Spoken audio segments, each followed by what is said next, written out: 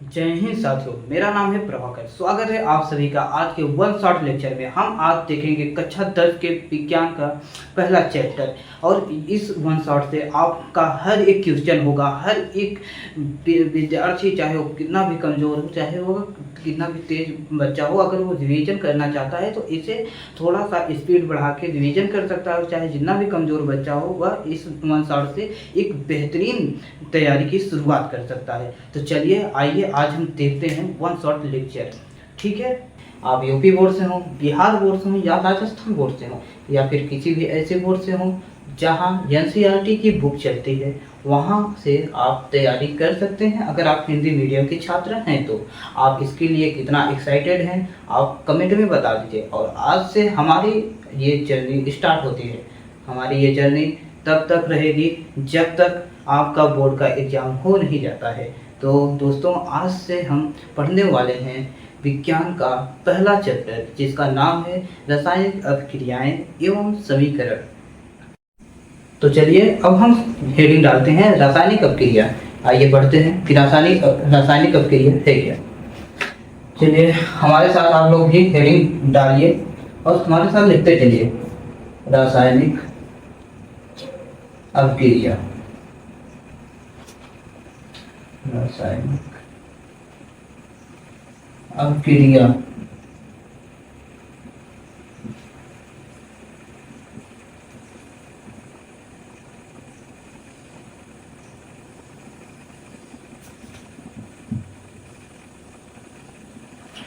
तो देखिए रासायनिक अभिक्रिया होती क्या है। रासायनिक, जब भी दो पदार्थ अभिक्रिया करके एक नया पदार्थ बनाते, एक ही नहीं, नया पदार्थ नहीं, और भी नए पदार्थ बन सकते हैं, एक या दो या फिर तीन, उससे भी ज़्यादा नए पदार्थ बन सकते हैं, तो उसे हम कहते हैं रासायनिक अभिक्रिया। आपको अगर नहीं समझ में आया हो तो हम फिर से एक बार समझा देते हैं। जब दो पदार्थ आपस में अभिक्रिया करके, दो या दो से अधिक पदार्थ हुए आपस में अभिक्रिया करके नए पदार्थ का निर्माण करते हैं, तो उसे हम रासायनिक अभिक्रिया कहते हैं। चलिए आइए हम उसे लिख लेते हैं। तो यहाँ पर आप हमारे साथ लिखते चलिएगा। इतना पहले आप हेडिंग डाल लीजिए, देख लीजिए। ठीक है, तो हम लिखें। चलिए, जब हमारे साथ लिखते चलिए, जब दो या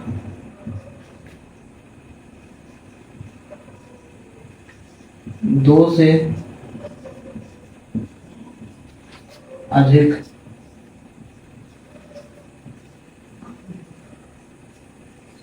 पदार्थ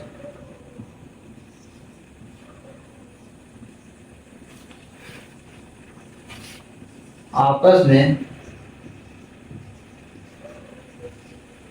अभिक्रिया करके, जी हाँ, आपस में अभिक्रिया करके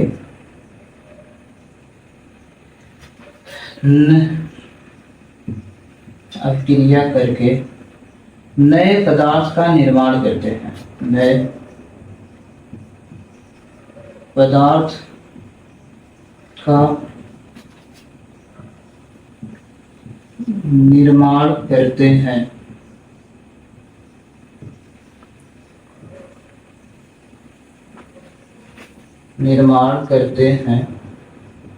तो उसे रासायनिक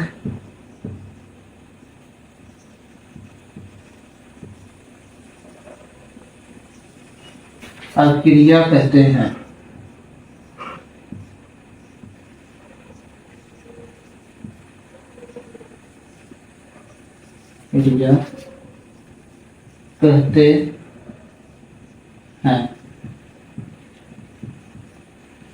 आप इसको लिख लीजिए अच्छे से।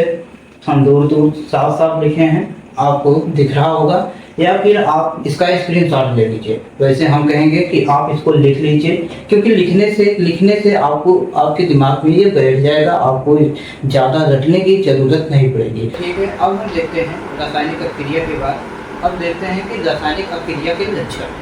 तो आइए हेडिंग डालते हैं रासायनिक अभिक्रिया के लक्षण। कैसे पता चलेगा कि यहाँ पर रासायनिक अभिक्रिया हुई है।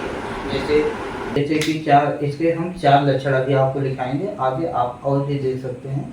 तो पहला लक्षण है अवस्था में परिवर्तन। आइए पहले हम हेडिंग डालते हैं हमारे साथ, आइए फिर हम उसको बाद में समझाएंगे कि क्या है रासायनिक अभिक्रिया के लक्षण। पहले आप हेडिंग डाल लीजिए, रासायनिक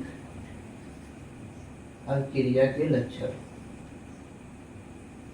अब आप में से बहुत से लोग पूछेंगे कि भैया ये लक्षण क्यों लिखा रहे हैं आप, तो हम बता रहे हैं आपको कि लक्षण इसलिए लिखा रहे हैं कि आपको पता कैसे चलेगा कि इस यहाँ पर कोई अभिक्रिया हुई है। कोई अगर अभिक्रिया हुई है तो उसको पता करने के लिए ही आपको लिखाया जाता है कि रासायनिक अभिक्रिया के लक्षण क्या है। तो पहले आप इसको लिख लीजिए, रासायनिक अभिक्रिया के लक्षण। अभिक्रिया के लक्षण,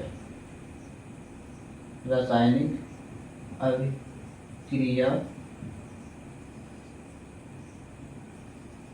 के लक्षण। आप यहाँ पर हेडिंग डाल दीजिए। चलिए, तो यहाँ पर जो हमारा पहला लक्षण है वो होगा अवस्था में परिवर्तन। अवस्था में परिवर्तन। अब आप पूछेंगे भैया ये अवस्था में परिवर्तन क्या होता है। जैसे कि कोई पदार्थ है, वो किसी पदार्थ के साथ अभिक्रिया किया और जो नया पदार्थ बना वो पदार्थ द्रव है, गैस है या फिर कोई और फॉर्म में है, तो वो होता है अवस्था। आप ये अच्छे से जानते हैं कि किसी भी पदार्थ की होती है, एक द्रव होता है, एक गैस होता है और एक ठोस होता है। तो इसलिए आप यहाँ पर इसको देखिए। और दूसरा पॉइंट जो है, दूसरा पॉइंट है रंग में परिवर्तन। रंग में परिवर्तन। अब आप पहले आप लिख लीजिए रंग में परिवर्तन। परिवर्तन तो हम एक एक चीज आपको एक एक साथ बताते चलते हैं। आप पहले लिख लीजिए, फिर बताते हैं कि रंग में परिवर्तन है क्या। अवस्था में परिवर्तन हमने आपको बता दिया, अब आपको रंग में परिवर्तन बताएं कि हुई है। तो वहाँ पर अगर किसी रंग का परिवर्तन हुआ है तो उससे आप देख के बता सकते हैं कि हाँ इस अभिक्रिया में रंग का परिवर्तन हुआ है, इसका जो लक्षण है रंग में परिवर्तन हुआ है। ठीक है, अब तीसरा नंबर देखेंगे कि और तीसरा वाला लक्षण क्या है। तो आइए देखते हैं। तीसरी आप ऐसे हेडिंग डाल लीजिए, तीसरा पॉइंट डाल लीजिए, मेरा कहने का मतलब है। और यहाँ पर आप देखिए गैस का उत्सर्जन। उत्सर्जन मीन्स होता है भैया कि गैस निकल रही है। गैस का उत्सर्जन, गैस का उत्सर्जन। हाँ, जब कोई अभिक्रिया होती है तो उसमें गैस का उत्सर्जन भी होता है, गैस भी निकलती है। तो आप इसको देख लीजिए, अभी हम इसको और डिटेल में आपको समझाएंगे। और इसका चौथा जो है, चौथा पॉइंट है रासायनिक अभिक्रिया के लक्षण में, वो है मान में परिवर्तन।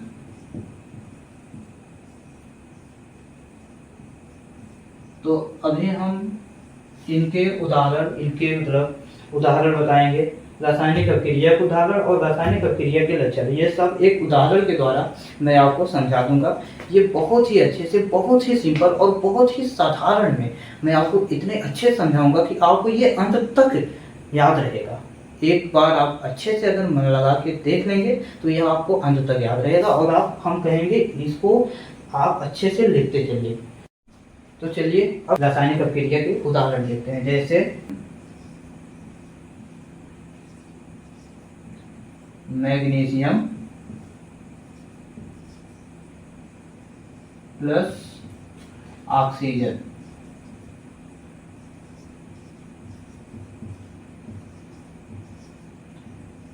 ये मिलके बनाते हैं मैग्नीशियम ऑक्साइड। क्या बनाते हैं? Magnesium oxide.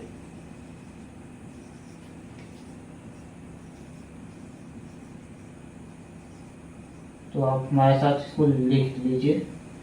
अब आप पूछेंगे भैया ये आप लिख क्या दिए, ये उदाहरण क्या है मैग्नीशियम ऑक्साइड। तो आइए हम आपको बताते हैं।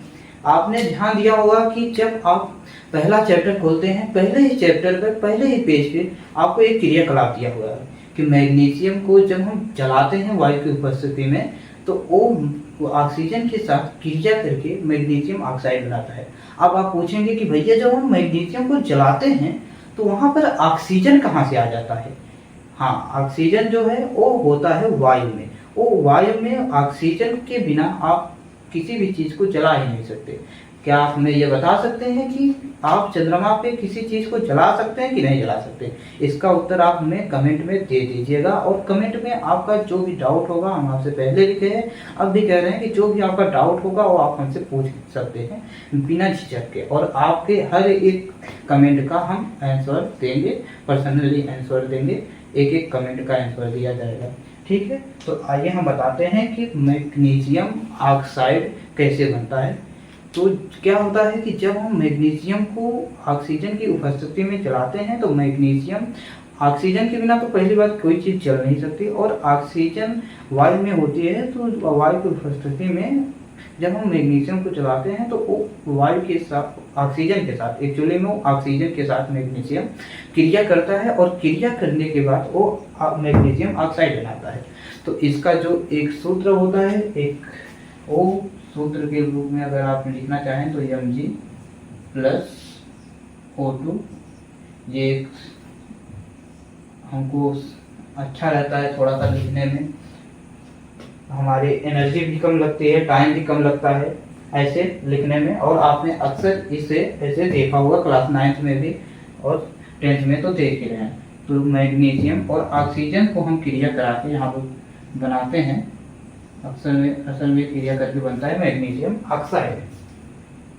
देखो यार, अभी हम रासायनिक अभिक्रिया देख लिए, तो अब हम पढ़ते हैं रासायनिक समीकरण। तो रासायनिक समीकरण की परिभाषा लिखने से पहले हम देखते हैं कि रासायनिक समीकरण की जरूरत पड़ती क्यों है। मैं आपको रासायनिक समीकरण के बारे में बता देता हूँ। जैसा कि आपने अभी देखा रासायनिक अभिक्रिया में कि मैग्नीशियम को जलाने पर वह ऑक्सीजन के साथ क्रिया करके मैग्नीशियम ऑक्साइड बनाता है, ऑक्साइड बनता है। तो इसको जब हम शब्दों में लिखने जाएंगे तो यह बड़े ही विस्तृत रूप में हो जाएगा। तो इसी को संक्षिप्त रूप में लिखने के लिए हम रासायनिक समीकरण का प्रयोग करते हैं। तो आइए पहले हम इसकी परिभाषा लिख लेते हैं।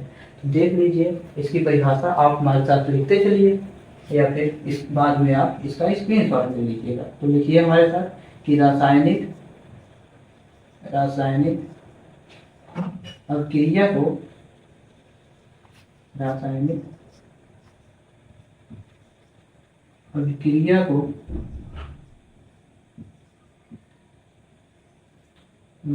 को सूत्रों एवं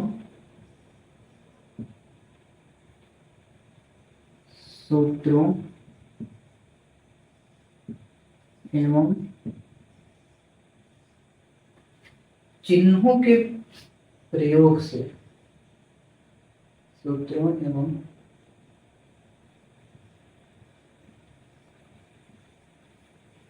चिन्हों के सहायता से संक्षिप्त रूप में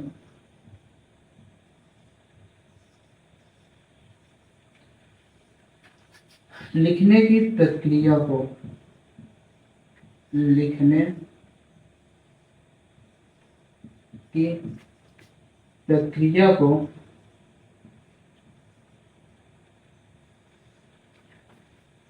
रासायनिक समीकरण कहते हैं। तो रासायनिक समीकरण कहते हैं।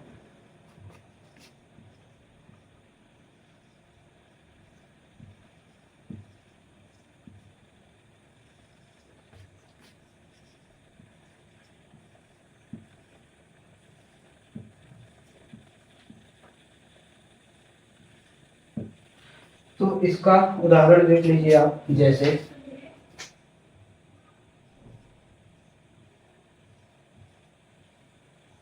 तो उदाहरण बताने से पहले मैं आपको बता दूं कि ये सूत्रों, यहाँ पर आया है सूत्रों एवं चिन्ह।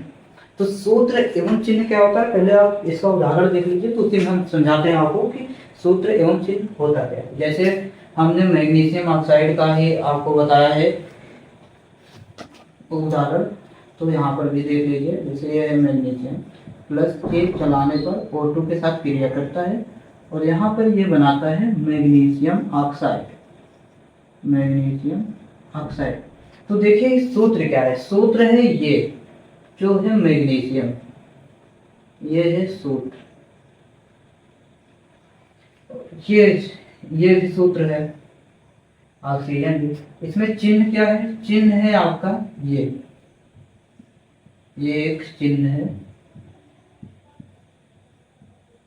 ये जो प्लस का साइन है ये चिन्ह है और ये भी चिन्ह है।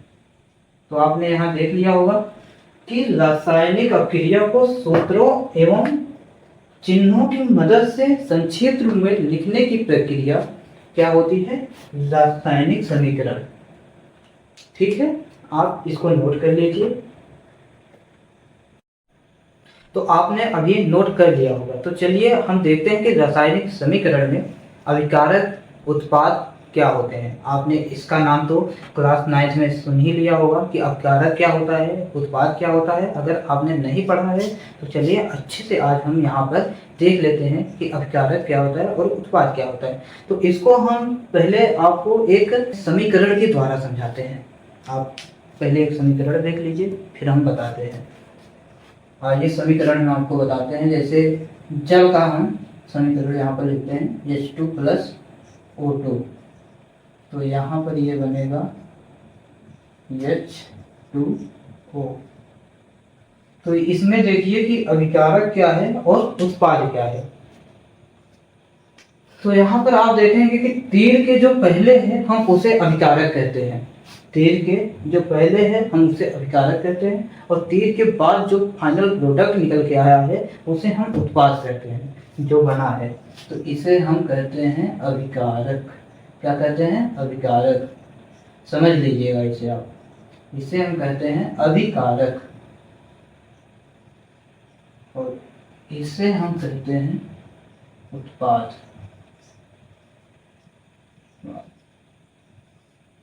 तो यहाँ पर हम आपको इसकी डिफिनेशन लिखवा दें, देख लीजिए आप, आपको समझ में आ गया कि ये जो है रिएक्शन में ये समीकरण, इस समीकरण में ये अभिकारक है, तीर के इस तरफ वाला अभिकारक है और तीर के इस तरफ वाला उत्पाद है। तो चलिए ठीक है, अभी हम आपको अभिकारक का डेफिनेशन बताते हैं। आपने यहाँ पर देख ही लिया होगा, समझ लिया होगा कि अभिकारक क्या होता है, उत्पाद क्या होता है। तो आपको लिखना होगा जब पेपर में, तो उसके लिए हम यहाँ पर डेफिनेशन आपको बता देते हैं। तो चलिए हमारे साथ हेडिंग डालिए आप अभिकारक, और हमारे साथ आप लिखते चलिएगा। ठीक है, ये नहीं कि हम मतलब कि स्क्रीनशॉट वगैरह जो आप लेंगे तो लेंगे, लेकिन आप लिखते चलिएगा। अभिकारक को इंग्लिश में कहते हैं रिएक्टेंट। यहाँ पर लास्ट में ऐसे ही होता है। ठीक है, चलिए लिखिए आप हमारे साथ।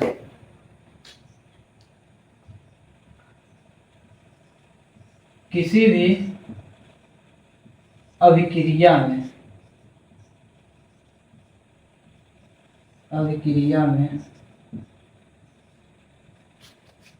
जो पदार्थ, किसी भी अभिक्रिया में जो पदार्थ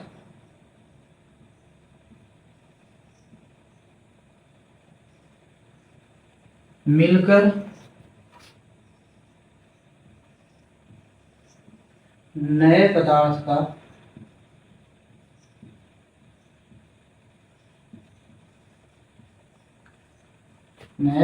का निर्माण करते हैं,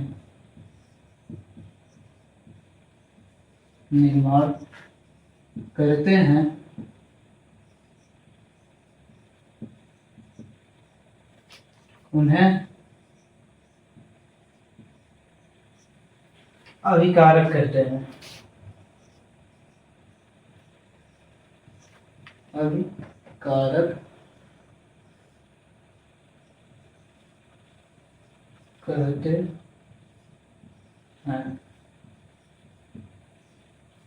यहाँ पर आप देख लीजिए किसी भी अभिक्रिया में, क्या, किसी भी अभिक्रिया में, किसी भी अभिक्रिया में, ये है अभिक्रिया, किसी भी अभिक्रिया में जो पदार्थ मिलकर, देख लीजिए, जो पदार्थ मिलकर, क्या, किसी भी अभिक्रिया में जो पदार्थ मिलकर, जो पदार्थ मिलकर नए पदार्थ का निर्माण करते हैं, क्या है, नए पदार्थ का निर्माण करते हैं, उन्हें हम क्या कहते हैं, अभिकारक कहते हैं।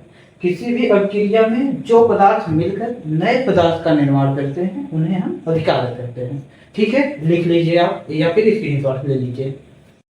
तो ठीक है, अभी हमने अभिकारक को समझ लिया है। अब हम देखते हैं उत्पाद क्या होता है। तो यहाँ पर आप देखिए, ये जो है अभिक्रिया, अभिक्रिया में तीर के जो आगे है ये है उत्पाद।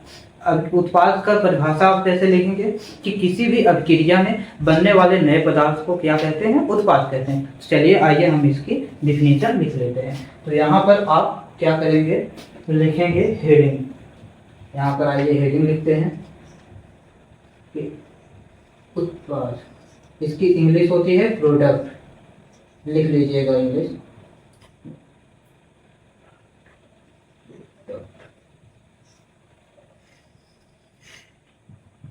चलिए ठीक है, आप हमारे साथ इसका डेफिनेशन लिखते जाइए। किसी भी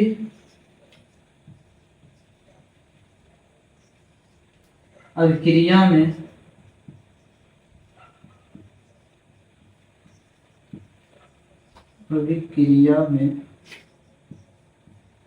बनने वाले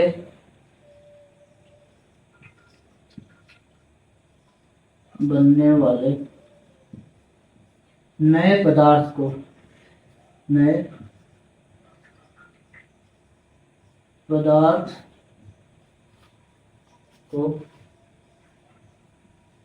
उत्पाद कहते हैं,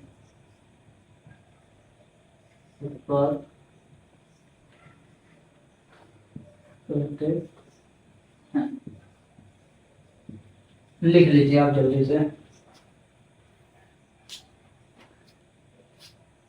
आपने अभी अभिकारक देख लिया, उत्पाद देख लिया, अब हम देखते हैं उत्प्रेरक क्या होता है। हाँ, अगर आपने ये नाम ये पहले सुना है तो कोई दिक्कत नहीं। चलिए हम देखते हैं कि उत्प्रेरक क्या होता है। पहले हम आपको समझाने का प्रयास करते हैं उत्प्रेरक को। ये है नाइट्रोजन और ये है हाइड्रोजन, और ये मिलकर बनाता है अमोनिया, NH3।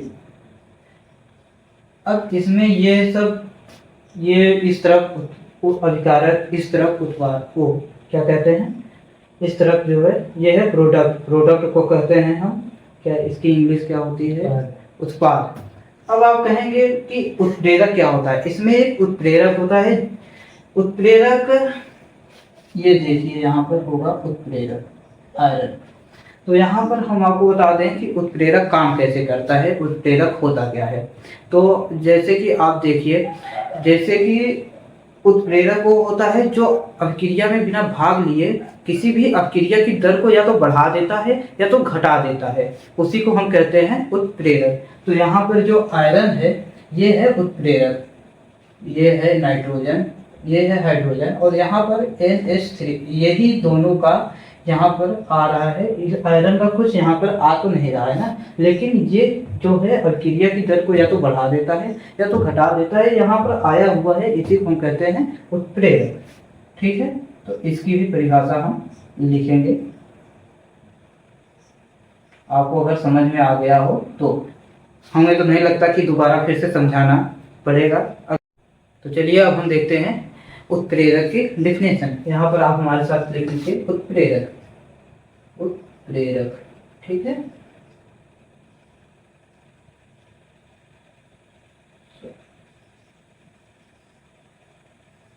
उत्प्रेरक की इंग्लिश होती है कैटालिस्ट।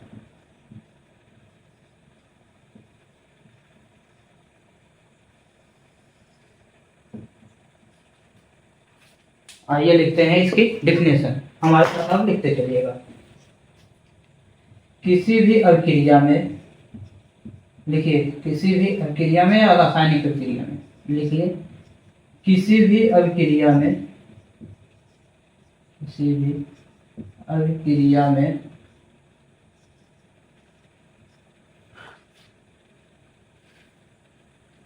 अवक्रिया की दर को अवक्रिया में भाग लिए बिना, किसी भी अवक्रिया में, यहाँ पर आप लिखेंगे किसी भी अवक्रिया में भाग लिए बिना, भाग लिए बिना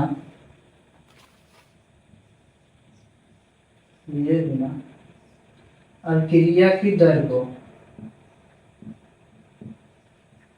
अवक्रिया की दर को बढ़ा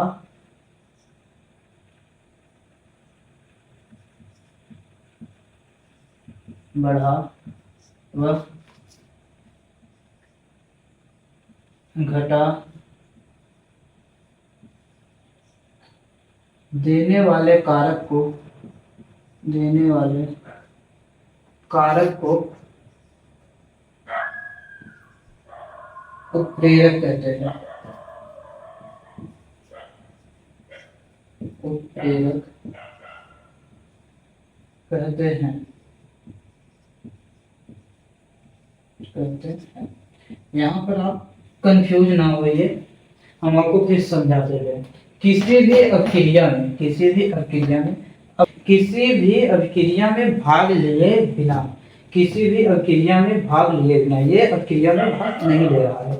अवक्रिया की दर को बढ़ा व घटा देना, ये अवक्रिया की दर को यहाँ पर बढ़ाता है।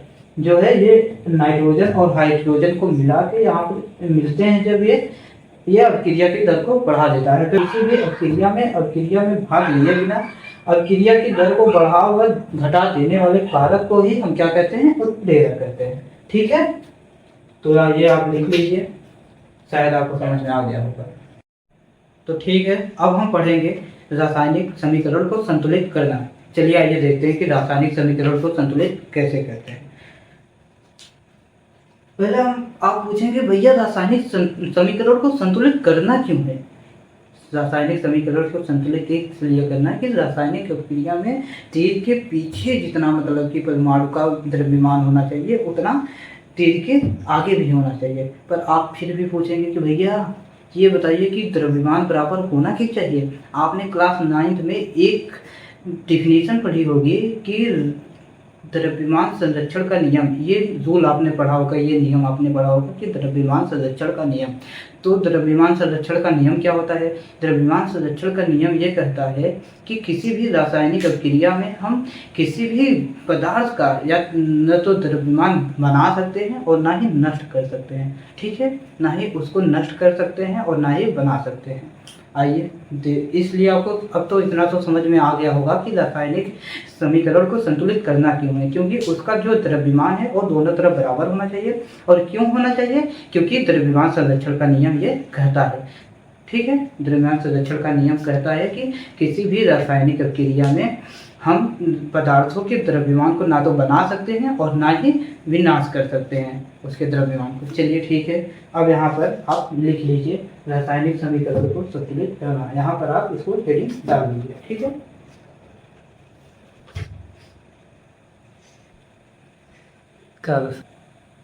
तो इसको संतुलित करने की दो विधि होती है, एक हीट एंड ट्रायल विधि होती है और एक विधि जो होती है उससे मैं आपको बताऊंगा, वो एक सरल विधि है जिसको मैंने मतलब किया था, जो मेरे हिसाब से थोड़ा सरल पड़ती है। तो आप पूछेंगे कि भैया इसको करते कैसे हैं? तो पहला हो गया हीट एंड ट्रायल विधि, दूसरा जो मैं आपको बताऊंगा। तो पहले आइए देखते हैं कि हीट एंड ट्रायल विधि क्या होती है। तो जैसे एक रिएक्शन दिया है, यहाँ पर देख लीजिए, जैसे यहाँ पर आपने इसको कर लिया होगा, तो यहाँ पर ये हो रिएक्शन है H2 + O2 और यहाँ पर ये आके बनता है H2O। तो यहाँ पर अब आता है संतुलित करने का नियम। तो यहाँ पर देखिए आप दो हाइड्रोजन है, सही है। और यहाँ पर आप देखेंगे 2 ऑक्सीजन है, लेकिन यहाँ पर 1 ऑक्सीजन है। तो आप इसको बैलेंस करने के लिए क्या करेंगे? यहाँ पर तो आप कहेंगे कि यहाँ पर 2 लगा दीजिए। जी नहीं, ये एक बिल्कुल ही गलत तरीका है, ऐसा नहीं होता है। आपको अगर लगाना है, आपको इसको 2 बनाना है, तो आपको यहाँ पर 2 लिखना पड़ेगा। लेकिन जैसे आप यहाँ 2 लिखते हैं तो 2 दूने यहाँ पर 4 हो जाता है, यहाँ पर 4 हाइड्रोजन हो जाता है। तो आप क्या कहेंगे कि यहाँ पर अगर 2 लगा दिए, यहाँ पर 4 हो गया है, तो यहाँ पर ये तो बराबर हो गया, ये 2 ऑक्सीजन हो गया, लेकिन यहाँ पर हाइड्रोजन जो है वो 4 हो गया। तो यहाँ पर हम इसको 2 कर देते हैं।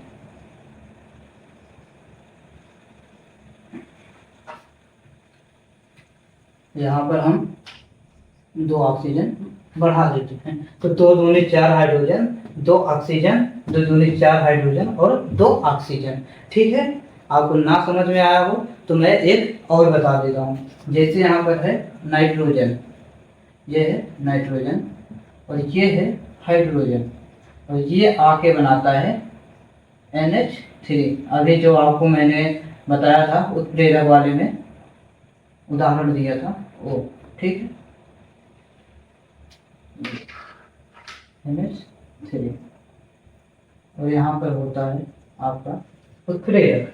तो यहाँ पर 2 नाइट्रोजन है, लेकिन यहाँ पर एक जो है नाइट्रोजन है, और यहाँ पर ये कितना है, यहाँ पर ये 2 हाइड्रोजन है, लेकिन यहाँ पर 3 हाइड्रोजन है। तो इनको बैलेंस करने के लिए हम क्या करेंगे, यहाँ पर आप कहेंगे 2 नाइट्रोजन है तो 2 लगा दीजिए, लेकिन यहाँ पर 2 3 6 हाइड्रोजन हो गया। तो 6 हाइड्रोजन के लिए अभी हम बैलेंस करने के लिए यहाँ 3 लगाएंगे, देख लीजिए। तो ये है एक विधि। और एक विधि जो हम बताते हैं, जो कि आपको काफ़ी लंबा पड़ सकता है, मतलब जैसे कि अभी, और जैसे कि आप यहाँ पर हेट एंड ट्रायल विधि से ना करना चाहें तो एक विधि और होती है, उसमें आप देखेंगे कि कैसे बड़ी बड़ी रासायनिक समीकरणों को कैसे हल करते हैं। तो इस तरीके से आप बड़े बड़े रासायनिक समीकरण में आप ज़्यादा टाइम लेंगे, ज़्यादा आपकी एनर्जी जाएगी। तो उससे क्या है, वो एक मेथड है, उस मेथड से आप एक जो हमारे सर ने बताया था उसको हम आपको बता देते हैं। तो चलिए, पहले आपको लिखना क्या होगा, पहले आप देखेंगे रूल नंबर 2, मान लीजिए इसको, ये रूल नंबर 1 था, और ये अभी हम जो बता रहे हैं ये रूल नंबर 2 है। ठीक है, रूल नंबर 2 में क्या होगा, रूल नंबर 2 में होगा कि पहले जो होगा, पहले हम धातु को देखेंगे। क्या, धातु देखेंगे कि वो संतुलित है कि नहीं है। किसी भी रासायनिक प्रक्रिया में पहले हम धातु को देखेंगे कि पहले धातु संतुलित है कि नहीं, फिर हम दोबारा देखेंगे कि अधातु, क्या, अधातु यानी नॉन मेटल, अधातु यानी नॉन मेटल, ये संतुलित है कि नहीं। और इन दोनों को संतुलित अगर ये हैं तो इसके बाद हम देखेंगे ऑक्सीजन को। क्या, जी हाँ, सही सुना आपने, ऑक्सीजन कि ऑक्सीजन बैलेंस है कि नहीं, संतुलित है कि नहीं, ऑक्सीजन। ठीक है, अब हम चौथे नंबर को देखेंगे कि हाइड्रोजन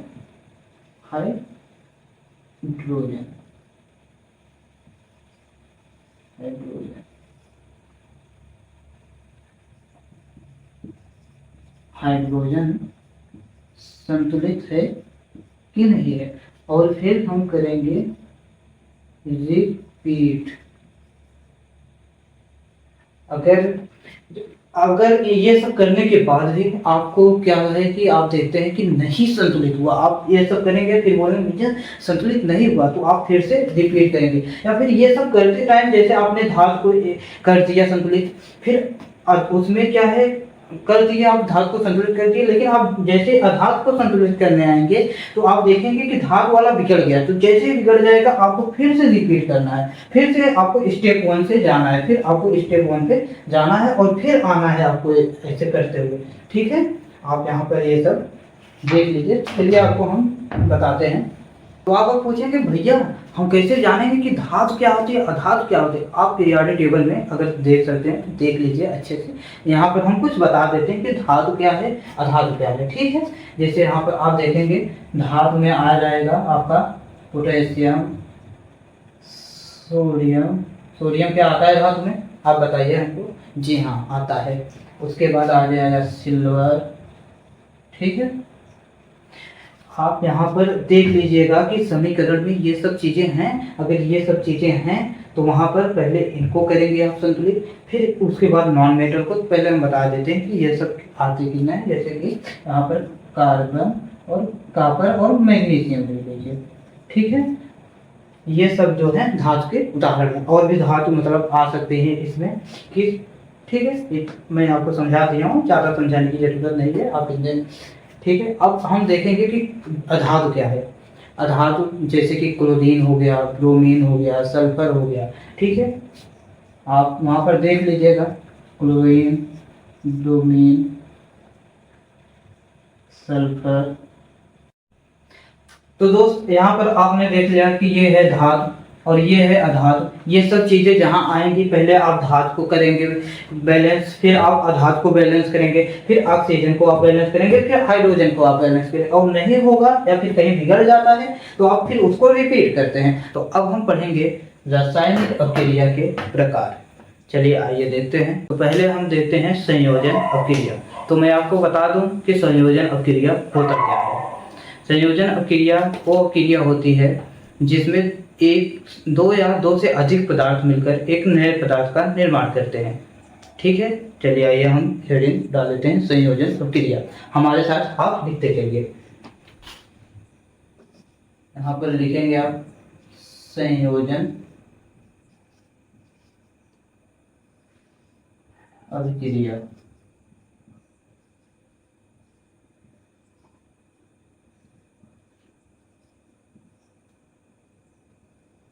संयोजन अभिक्रिया को इंग्लिश में कहते हैं कॉम्बिनेशन रिएक्शन।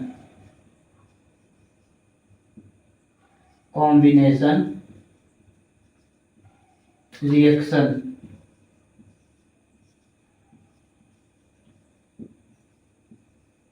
ठीक है। यहां शुरू करते हैं। जब दो या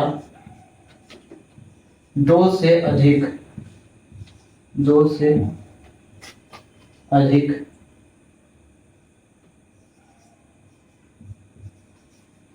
पदार्थ आपस में मिलकर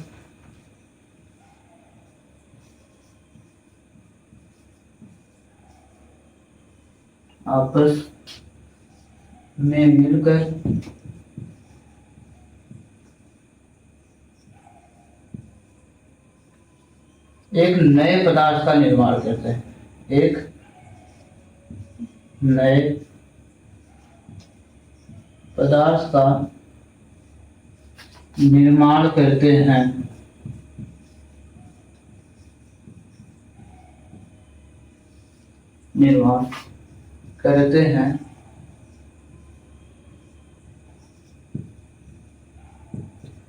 तो उसे संयोजन अभिक्रिया कहते हैं। तो उसे संयोजन अभिक्रिया कहते हैं। अभिक्रिया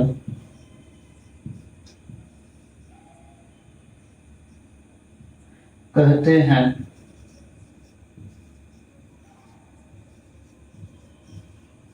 ठीक है, ये आप लिख लीजिए। अब आपने लिख लिया होगा। अब हम देखते हैं संयोजन अभिक्रिया के उदाहरण। तो जैसे में आप लिखिए, देख लीजिए पहले।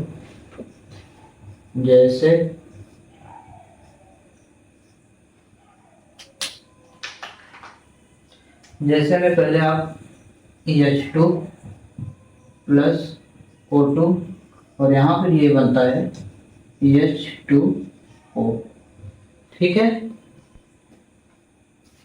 और जैसे आप देख लीजिए H2 प्लस क्लोरीन, तो यहाँ पर ये हो जाएगा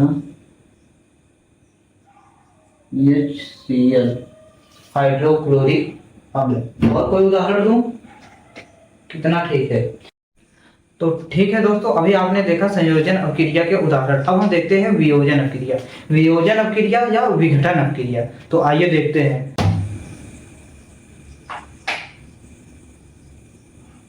वियोजन या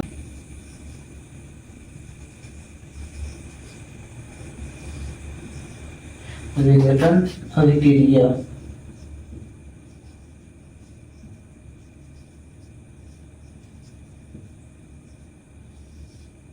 इसको इंग्लिश बोलते हैं डिसोसिएशन।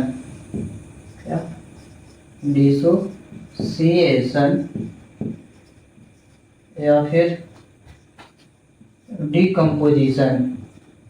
Decomposition reaction. ठीक है, आप इंग्लिश भी देखते चलिए, ज़्यादा बेहतर रहेगा।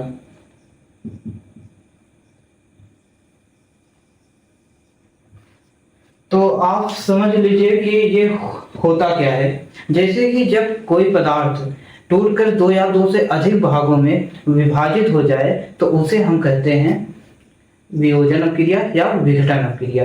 ये दो प्रकार का होता है। तो पहले आप इसका परिभाषा लिख लीजिए, उसके बाद प्रकार लिखते हैं। थोड़ा सा फंस रहे हैं। जब किसी अपक्रिया में, हमारे साथ इसकी परिभाषा लिखते चलिए। जब किसी अपक्रिया में, क्या? जब किसी अभिक्रिया में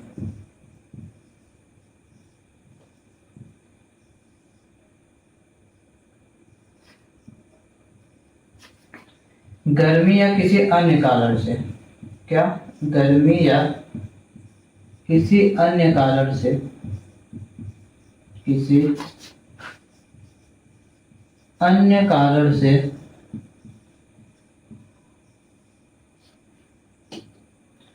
कोई पदार्थ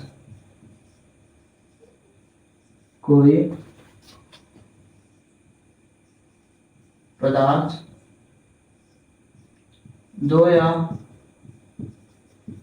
अधिक भागों में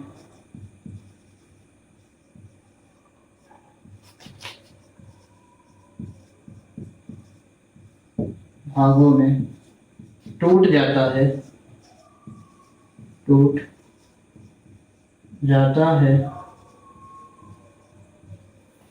तो उसे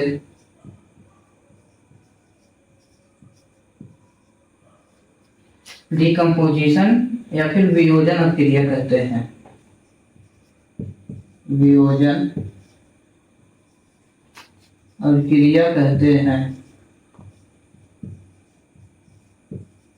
मेरे दोस्तों, आप मेरे साथ लिखते चलिए, ठीक है?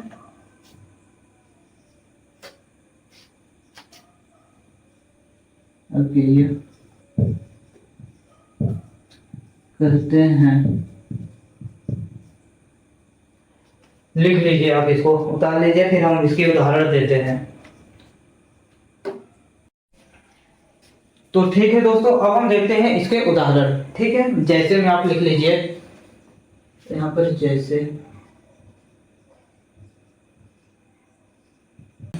पीवी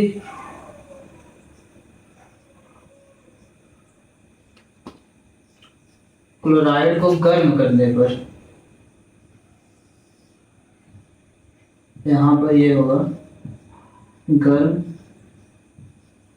करने पर ये लेड और क्लोरीन में बदल जाता है। ठीक है, ठीक है दोस्तों, यहाँ पर आप देख लीजिए, ये है जैसे में उदाहरण में लेड क्लोराइड को हम गर्म करने पर यहाँ पर हम पाते हैं लेड प्लस क्लोरीन। तो क्या है कि ये जो वियोजन अपक्रिया है ये दो प्रकार की होती है, उष्मीय वियोजन अपक्रिया और विद्युत वियोजन अपक्रिया। तो ये सिर्फ दो प्रकार से टूटेगी, या तो गर्म करने पर टूटेगी या फिर विद्युत धारा के द्वारा टूटेगी। विद्युत धारा से जो टूटता है वो होता है H2O।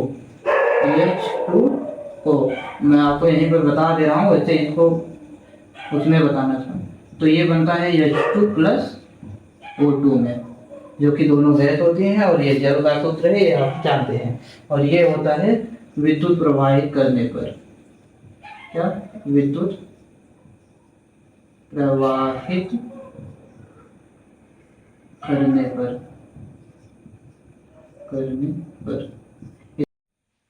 तो ठीक है दोस्तों, हमने देखा वियोजन अपक्रिया। अब हम देखते हैं वियोजन अपक्रिया के प्रकार। यहाँ पर आपने हेडिंग देख लिया होगा, वियोजन अपक्रिया के प्रकार। तो हम बता दें, वियोजन अपक्रिया दो प्रकार की होती है, उसमें वियोजन और विद्युत वियोजन अपक्रिया। विद्युत विद्युत वियोजन अपक्रिया वो होती है जिसको हम विद्युत धारा से तोड़कर दो मतलब के दो या दो से अधिक सरल पदार्थों में विभाजित करते हैं एक अपक्रिया को।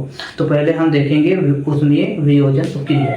पहले हम लिख लेते हैं उसकी परिभाषा, उसके बाद हम आपको समझाएंगे कि उसमें वियोजन अपक्रिया होती क्या है। तो यहाँ पर आप पहले लिख लीजिए वियोजन, उसमें वियोजन अपक्रिया, उसमें वियोजन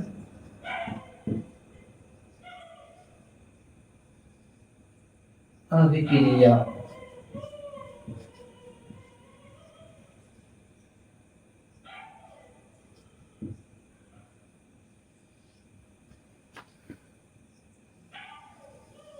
तो चलिए अब हम इसकी परिभाषा लिखते हैं, ठीक है। हमारे साथ आप भी लिखते चलिएगा।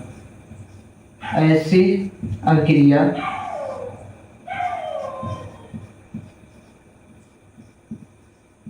जिनके पदार्थों को तोड़ने के लिए, जिनके पदार्थों को तोड़ने के लिए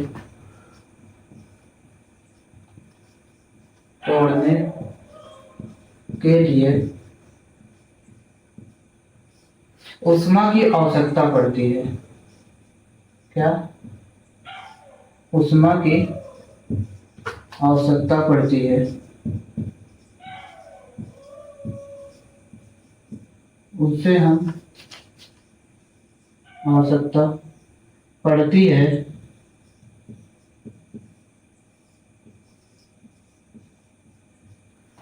उसे हम उसमें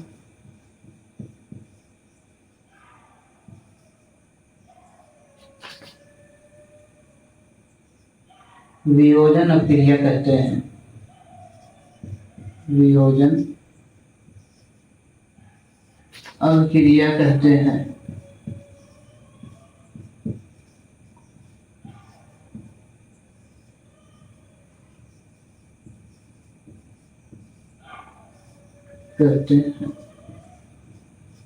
आपको समझ में आ ही गया होगा। ऐसी अपक्रिया जिनके पदार्थों को तोड़ने के लिए, जिनके पदार्थों को, यहाँ पर आप इसको लिख लीजिएगा। ऐसी अपक्रिया जिनके पदार्थों को तोड़ने के लिए उष्मा की आवश्यकता पड़ती है उसे उसमें वियोजन अपक्रिया कहते हैं। तो आइए हम इसको एक उदाहरण के द्वारा समझाते हैं। एक बहुत ही अच्छा उदाहरण है इसका। पहले आप यहाँ पर जैसे में लिख लेंगे। इसका उदाहरण देख लीजिए। जैसे में यहाँ पर लिखा हुआ है फास्फोरस पेंटाक्लोराइड, जिसको गर्म करने पर हमें यहाँ पर फास्फोरस ट्राइक्लोराइड और क्लोरीन मिला है, ठीक है।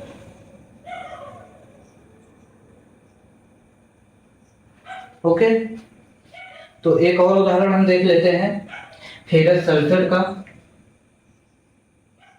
फेरस सल्फेट जो कि हरे रंग का होता है, पहले शुरू में हरे रंग का होता है, हरा रंग।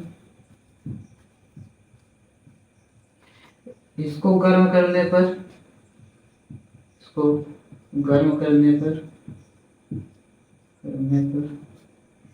यह सबसे पहले टूटता है फेरस सल्फेट में ही, और यहाँ पर निकलता है 7H2O, यह निकलता है। आप जानते हैं यह हरे रंग का होता है और यह हाइड्रोफोबिक होता है। मतलब उसका मतलब होता है कि यह इसमें जल होता है, छिपे हुए मात्रा में इसमें जल होता है। तो ये इसको गर्म करते हैं तो सबसे पहले ये ऐसे टूटता है, उसके बाद फिर यह सफेद रंग का हो जाता है, और फिर हम इसको गर्म करते हैं। जिसका दो रिएक्शन होता है, एक ये होता है और उसके बाद फिर हम इसको जब गर्म करते हैं, फिर से हम इसको गर्म करते हैं, तब हमें जाके मिलता है ferric oxide plus sulphur dioxide plus sulphur trioxide, और फिर यह जाके हल्का लाल, और ये होती है इसकी फाइनल। यहाँ पर आप लिख लेंगे गर्म करने पर, गर्म करने पर। ये पहली रिएक्शन है इसकी, और ये है दूसरी रिएक्शन, यानी कि फाइनल रिएक्शन। ठीक है, यहाँ पर आप इसको समझ लीजिए। ये जो फेरिक ऑक्साइड होता है वो फेरस सल्फेट होता है। इसको जब हम गर्म करते हैं, एक्चुअल में इसको हम ऐसे भी लिख सकते हैं, या जैसे कि ये फेरस, यहाँ पर दो लगाइए, फिर रहने दीजिए, सल्फेट, यहाँ पर ये 7H2O, मतलब इसमें जल, ये जो जल है ये छिपा रहता है, ये इसमें छिपा रहता है। उसके बाद जब हम इसको गर्म करते हैं तो ये ऐसे हो जाता है, फिर हम इसको गर्म करते हैं, ये जो हमको मिला है हम इसको गर्म करते हैं, और इसको यहाँ पर जब गर्म करते हैं तब इसका फाइनल रिजल्ट आता है। और फाइनल रिजल्ट क्या आता है, हल्का लाल रंग का ये होता है, और यहाँ पर सल्फर डाइऑक्साइड और सल्फर ट्राइऑक्साइड हमको मिलता है। ठीक है, ये आपको स्कूल वगैरह में नहीं पढ़ाएंगे, नहीं बताएंगे, बस ऊपर से ऐसे बता देंगे आपको, ये लास्ट वाली रिएक्शन आपको बता देंगे, लेकिन ये नहीं बताएंगे। पहले हम गर्म करने पर ऐसे हो जाता है, उसके बाद जब हम गर्म करते हैं तब ये ऐसे होता है। ठीक है, आप इसको लिख लीजिए, समझ लीजिए, और जहाँ ना समझ में आए आप हमसे कमेंट में पूछ लीजिए। तो दोस्तों यहाँ पर आप पहले वाले रिएक्शन में देखेंगे, ये फास्फोरस पेंटाक्लोराइड को हम गर्म करने पर क्या पाते हैं, फास्फोरस ट्राइक्लोराइड और क्लोरीन। लेकिन जब हम इसी को ठंडा करेंगे तो ये दोबारा से फास्फोरस पेंटाक्लोराइड बन जाएगा। यहाँ पर देख लीजिए, एक तीर ऐसे बना है, ये जब गर्म करने पर फास्फोरस ट्राइक्लोराइड और क्लोरीन बनता है, और उसको ठंडा करने पर यहाँ पर ये फिर से दोबारा फास्फोरस पेंटाक्लोराइड बन जाता है। ठीक है, आप इसको अच्छे से देख लीजिए, समझ लीजिए। तो ठीक है दोस्तों, अभी आपने देखा उसमें वियोजन क्रिया। अब हम देखते हैं वियोजन क्रिया का दूसरा प्रकार, जिसे हम कहते हैं विद्युत वियोजन क्रिया। आइए हम इसकी हेडिंग डाल लेते हैं, फिर हम आपको समझाते हैं। यहाँ पर आप हमारे साथ लिखिए विद्युत वियोजन क्रिया, क्या विद्युत वियोजन अभिक्रिया।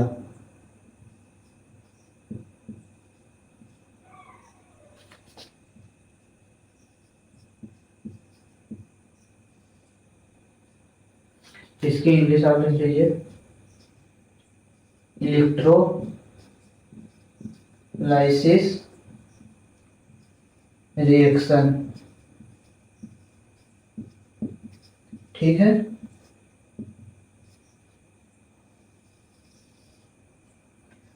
चलिए हम इसकी डिफिनेशन पहले देख लेते हैं, उसके बाद हम आपको इसको उदाहरण के द्वारा समझाएंगे। वह अभिक्रिया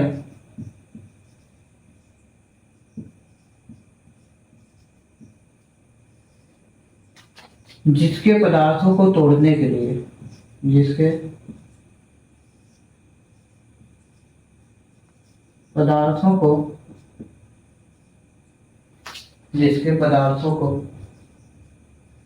विद्युत के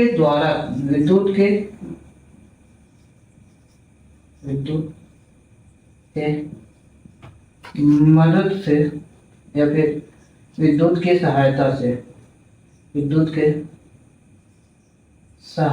से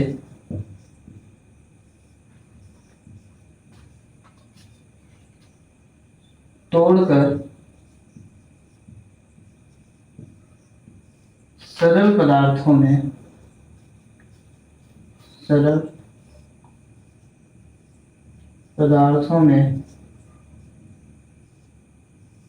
वियोजित कर देते हैं, वियोजित कर देते हैं, कर देते हैं उसे विद्युत वियोजन क्रिया कहते हैं, विद्युत वियोजन अभिक्रिया कहते हैं।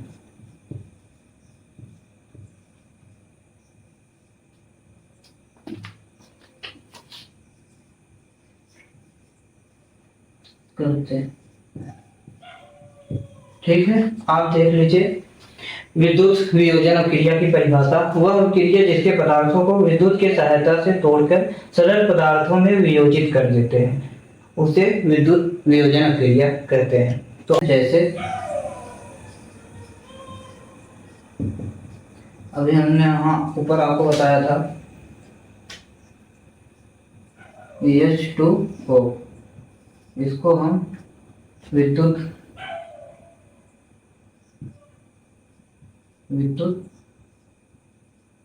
प्रवाह करने पर यह बन जाता है H2 प्लस O2, ठीक है। इसको क्या मैं बता दूं कि कैसे होता है, जैसे आपके क्रियाकलाप में शायद दिया होगा, आप अगर किताब पूरा पढ़े होंगे एनसीईआरटी, तो यहाँ पर देख लीजिए एक जार है जिसमें पानी है,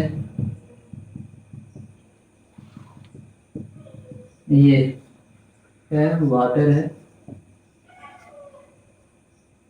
और ऐसे नली है,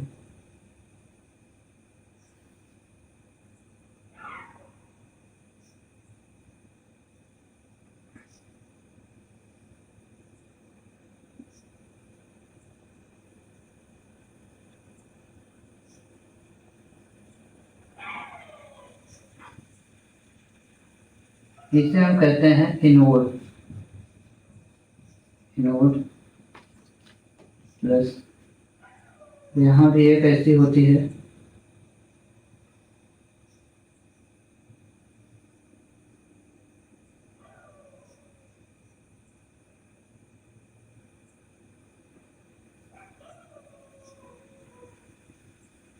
इसे हम कहते हैं कैथोड, क्या कैथोड, जो कि माइनस होती है, और ये जाके यहाँ पर एक बैटरी से जुड़ी होती है, जो कि हमारी ये बैटरी है 6 वोल्ट की, जो कि आके ये जुड़ी हुई है, और यहाँ पर निकलता है H2, यहाँ पर शायद सॉरी यहाँ पर ऑक्सीजन होता है O2, और यहाँ पर होता है हाइड्रोजन यानी कि H2, ठीक है। ये यहाँ पर दोस्तों अगर आप इसके पास यहाँ पर ऊपर एक जलती हुई अगरबत्ती लेके जाएंगे तो और आग पकड़ लेगी, वो जल जाएगी, क्योंकि आपने पहले ही देख लिया था मैग्नीशियम ऑक्साइड पर कि मैग्नीशियम मतलब कि कोई भी चीज वहां जलती है जहां ऑक्सीजन होता है, और यहाँ आप पटाखे की आवाज, एक छोटा सा पटाखा अगर आप फोड़ेंगे तो कुछ उस तरह की आवाजें आएंगी। का उदाहरण हम देख लेते हैं, आपने इधर इसको देख लिया, समझ लिया, अब हम दूसरा उदाहरण देखते हैं, जैसे कि यहाँ पर 2NaCl सोडियम क्लोराइड, इसको विद्युत धारा प्रवाहित करते हैं तो हमको मिलता है सोडियम प्लस क्लोरीन। यहाँ पर इसको देख लीजिए विद्युत प्रवाह करने पर। और आप हमको ये बताइए क्या प्योर जल में विद्युत धारा प्रवाहित होती है? ये आपका क्वेश्चन है, ये आपका क्वेश्चन है, आप हमको बताएंगे क्या शुद्ध जल में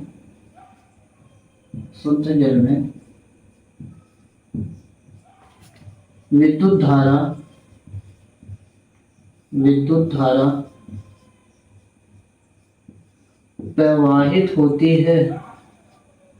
प्रवाहित होती है। ठीक है, इसका आंसर हमें आप देंगे कमेंट में। ठीक है, हम देख लेते हैं इसको भी। पहले हम हेडिंग डालते हैं विस्थापन अभिक्रिया, जिसका इंग्लिश होता है डिस्प्लेसमेंट। विस्थापन अभिक्रिया,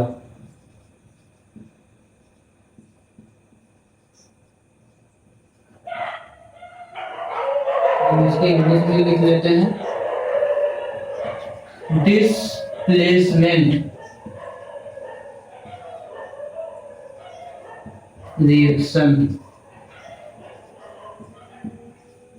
ठीक है,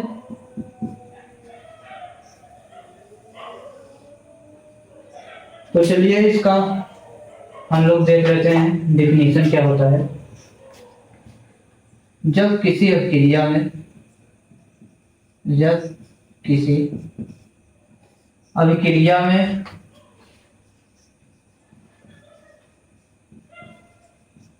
अभिक्रिया में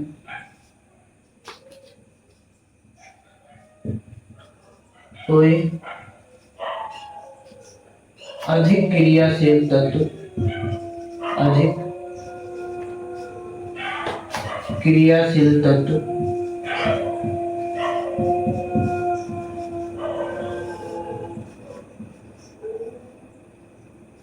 किसी कम क्रियाशील तत्व को किसी कम क्रियाशील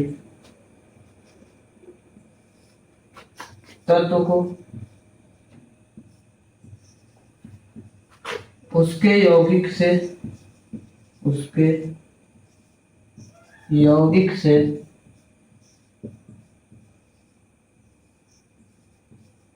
विस्थापित कर देता है, उसको हटाकर खुद आ जाता है, यानी विस्थापित कर देता है, तो उसे विस्थापित कर देता है, तो उसे विस्थापन अभिक्रिया कहते हैं। विस्थापन अभिक्रिया कहते हैं।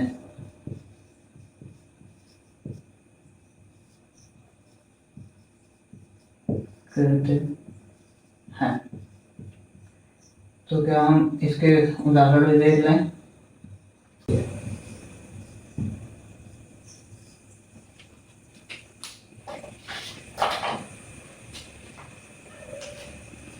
जैसे जिंक प्लस कॉपर सल्फेट, जब हम जिंक को कॉपर सल्फेट में मिलाते हैं तो हमको मिलता है जिंक सल्फेट प्लस कॉपर। ठीक है, तो ठीक है दोस्तों, अब हम विस्थापन अभिक्रिया के बाद देते हैं द्विविस्थापन अभिक्रिया। यहाँ पर आप इसको देख लीजिए।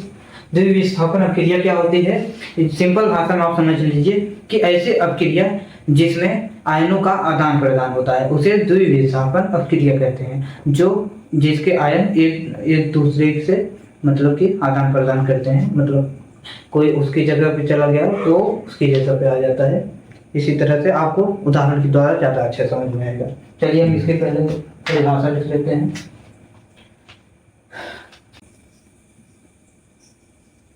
जब किसी अभिक्रिया में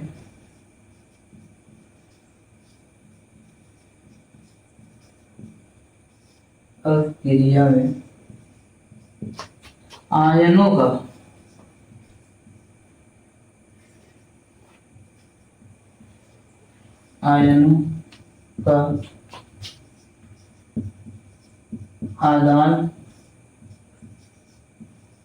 आदान प्रदान होता है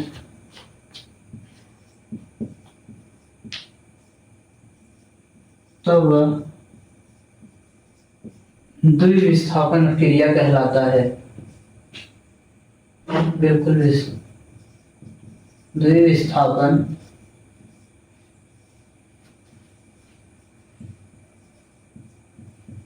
अभिक्रिया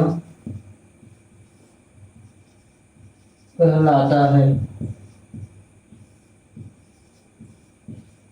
ठीक है, तो ठीक है, अब इसके उदाहरण हम देख लेते हैं। जैसे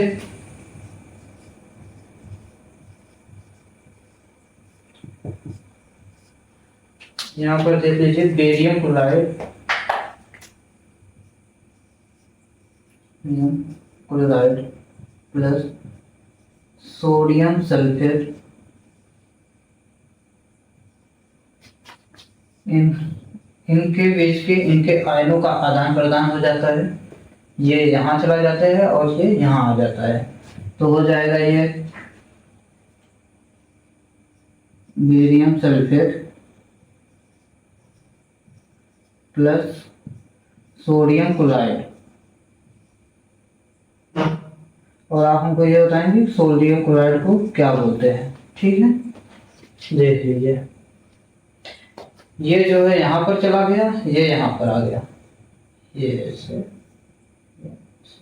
आयनों का आदान प्रदान, इसे हम कहते हैं द्विविस्थापन अभिक्रिया। ठीक है, ये विस्थापित हुए, लेकिन ये दो स्थानों पर विस्थापित हो गए। ये बेरियम की जगह सोडियम आ गया यहाँ पर, और सोडियम की जगह बेरियम आ गया। ठीक है, आप इसको लिख लीजिए। आज से हम पढ़ेंगे ऊष्माक्षेपी अपक्रिया। ठीक है, तो हम चलिए शुरू करते हैं। तो हम आपको बता देते हैं कि ऊष्माक्षेपी अपक्रिया क्या है। तो चलिए हम सीखते हैं ऊष्माक्षेपी अपक्रिया। पहले आप ऐसे एक समरी में देख लीजिए ऊष्माक्षेपी अपक्रिया होती क्या है। ऐसी अपक्रिया जो पूर्ण होने के बाद ऊष्मा को निष्कासित करती है उसे कहते हैं ऊष्माक्षेपी अपक्रिया। ठीक है, तो आइए लिख लेते हैं हम। और सबसे पहले मैं आपको बोल दूं कि आप हमारे साथ पेन और एक चाहे रब या फिर नोट्स वगैरह उसको लेकर बैठिए, और हम जितना लिखा रहे हैं आप उसको लिखते जाइए। ये आपको सबसे ज़्यादा जरूरी है, आपके लिए सबसे ज़्यादा जरूरी है। तो चलिए ठीक है, हम ऊष्माक्षेपी अपक्रिया की डेफिनेशन लिख लेते हैं। ओके, आइए लिखिए हमारे साथ। ऐसी अपक्रिया, ऐसी अभिक्रिया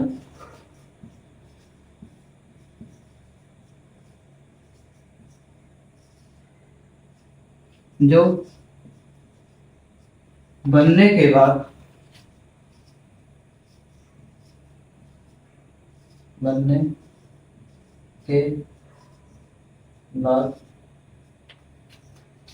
ऊष्मा निकालती है, ऊष्मा निकालती है,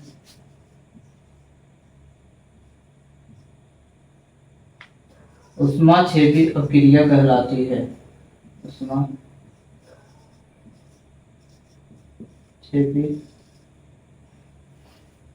अपक्रिया कहलाती है।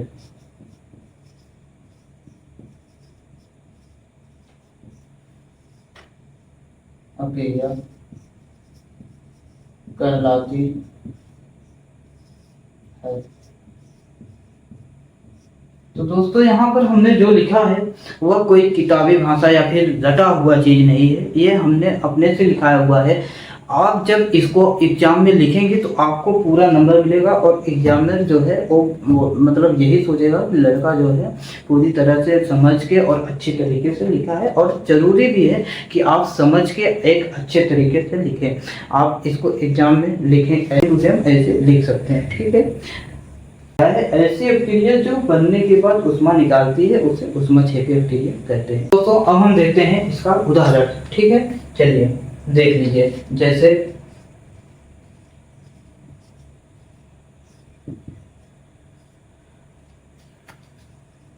मैग्नीशियम प्लस ऑक्सीजन, और ये बना मैग्नीशियम ऑक्साइड प्लस क्या ऊष्मा। ठीक है, देख लीजिए दोस्तों, ये है मैग्नीशियम प्लस ऑक्सीजन, और ये बना मैग्नीशियम ऑक्साइड और ऊष्मा। ठीक है, ये है ऊष्माक्षेपी का उदाहरण। क्या और उदाहरण दूं मैं आपको? और उदाहरण एक लिख लीजिए, जैसे N2 प्लस H2 ये आके बनाता है NH3 प्लस निकलता है उष्मा, और इसे हम कहते हैं अमोनिया। इसे हम कहते हैं अमोनिया।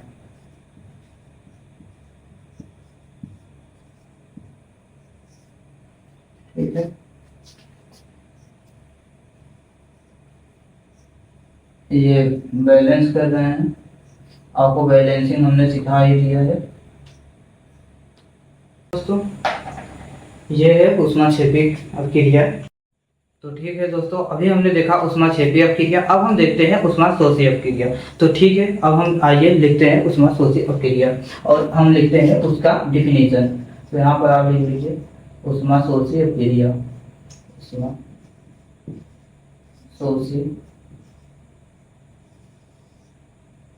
अभिक्रिया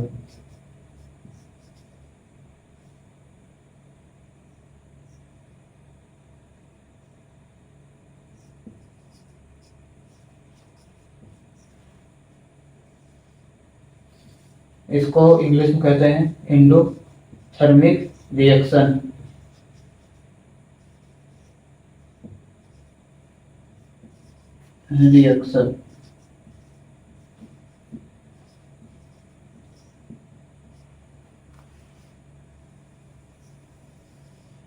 तो दोस्तों आप जान लीजिए ऊष्माशोषी अभिक्रिया होती क्या है। ऐसी अभिक्रिया जिसको बनाने के लिए बाहर से ऊष्मा या ऊर्जा की आवश्यकता पड़ती है, उसे ऊष्माशोषी अभिक्रिया कहते हैं। ठीक है, चलिए आइए हम इसका डिफिनीशन लिख लेते हैं। डिफिनीशन यही होगा, ऐसी अभिक्रिया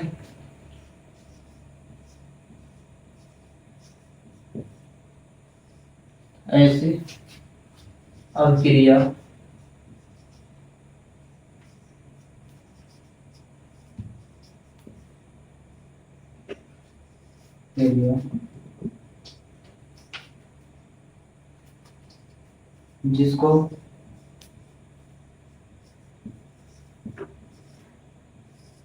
बनाने के लिए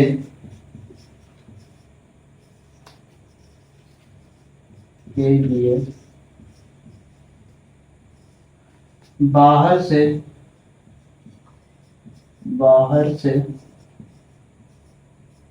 उष्मा या उष्मा देने की आवश्यकता पड़ती है। बाहर से उष्मा देने की आवश्यकता पड़ती है,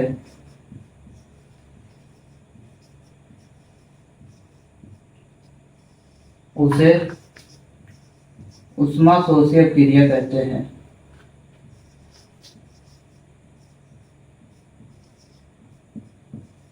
ऊष्माशोषी अभिक्रिया कहते हैं।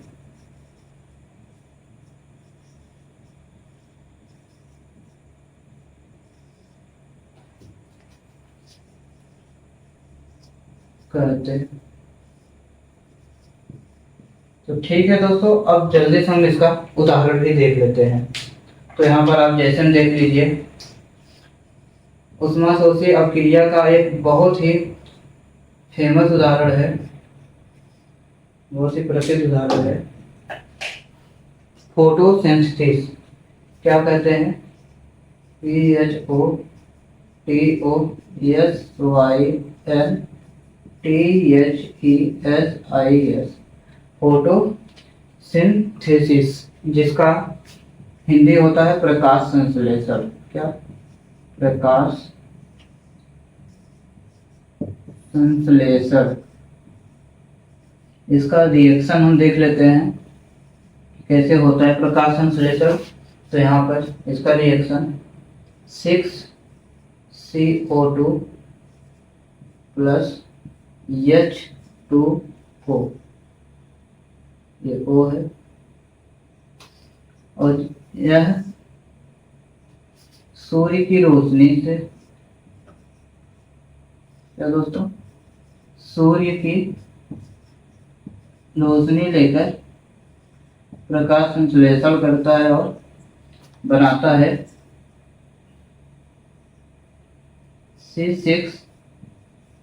H12 और O6, इसे हम कहते हैं ग्लूकोज।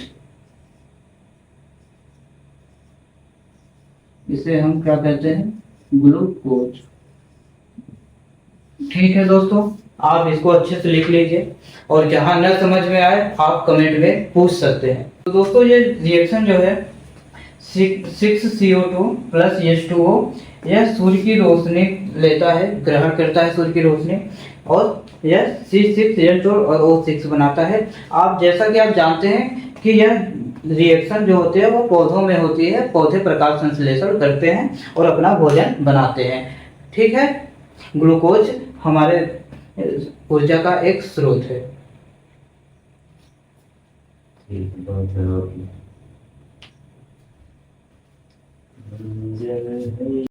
ठीक है दोस्तों, अभी हमने देखा ऊष्माक्षेपी अपक्रिया और ऊष्माशोषी अपक्रिया। अब हम देखते हैं उपचयन।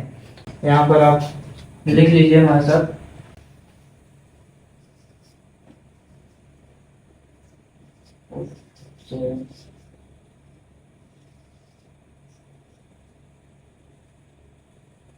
जिसकी इंग्लिश होती है ऑक्सीडेशन।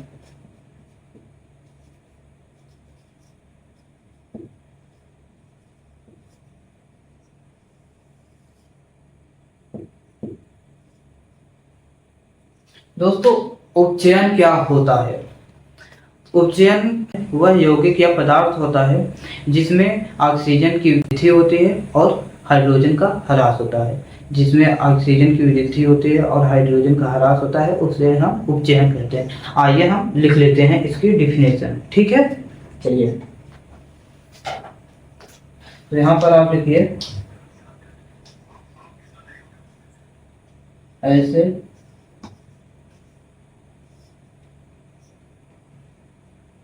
यौगिक या पदार्थ, यौगिक या पदार्थ जिनमें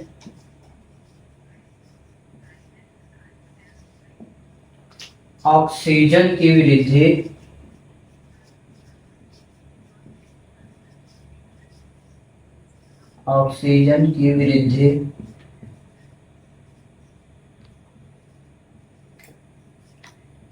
या हाइड्रोजन का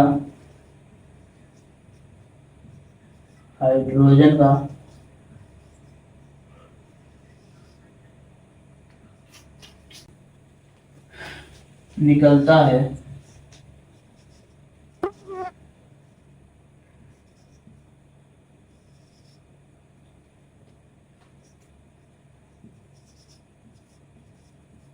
उसे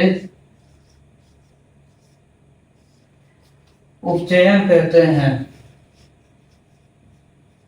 उपचयन कहते हैं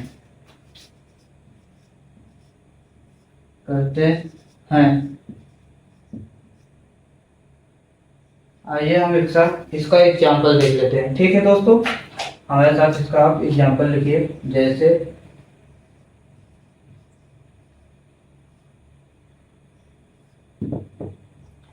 कॉपर प्लस ऑक्सीजन, और यह बनाता है कॉपर ऑक्साइड।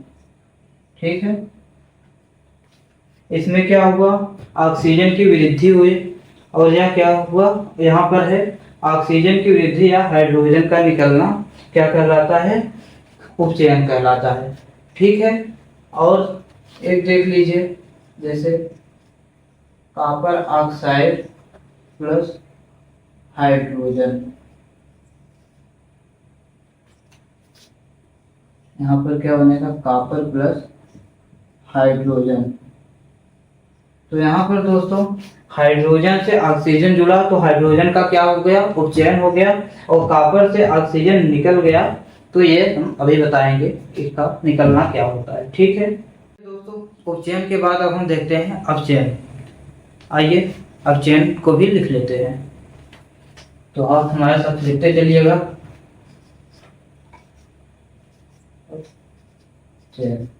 अपचयन को इंग्लिश में बोलते हैं रिडक्शन।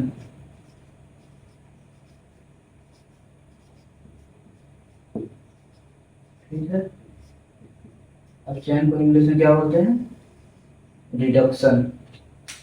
तो अपचयन की परिभाषा क्या होगी? यह उपचयन का उल्टा होता है। जब किसी पदार्थ में हाइड्रोजन जुड़ता है या फिर ऑक्सीजन निकलता है तो उसे क्या कहते हैं? अपचयन कहते हैं। आइए लिख लेते हैं। जब किसी यौगिक या पदार्थ से किसी यौगिक या पदार्थ में यौगिक या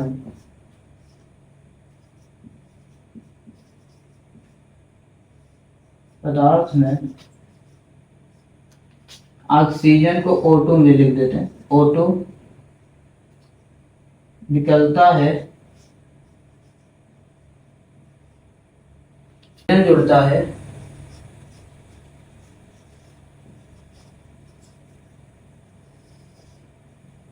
या हाइड्रोजन जुड़ता है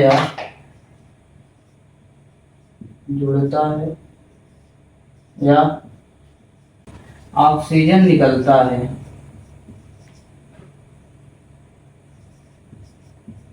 ऑक्सीजन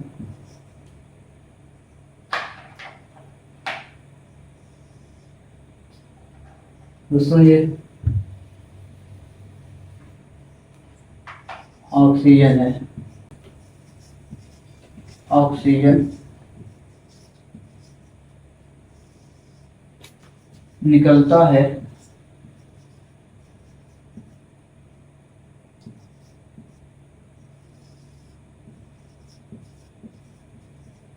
तो वह अपचयन कहलाता है।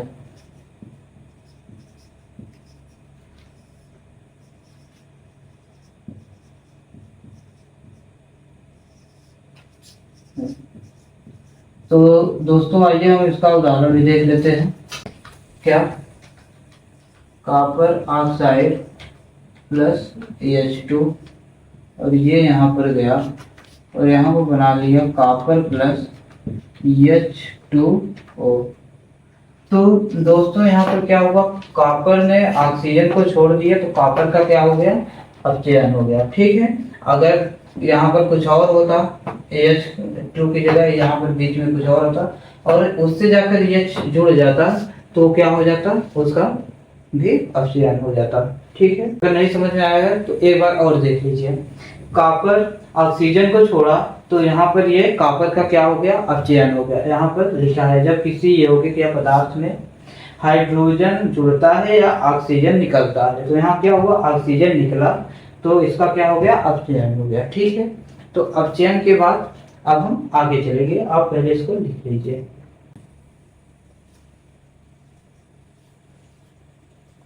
तो क्या आपने लिख लिया दोस्तों?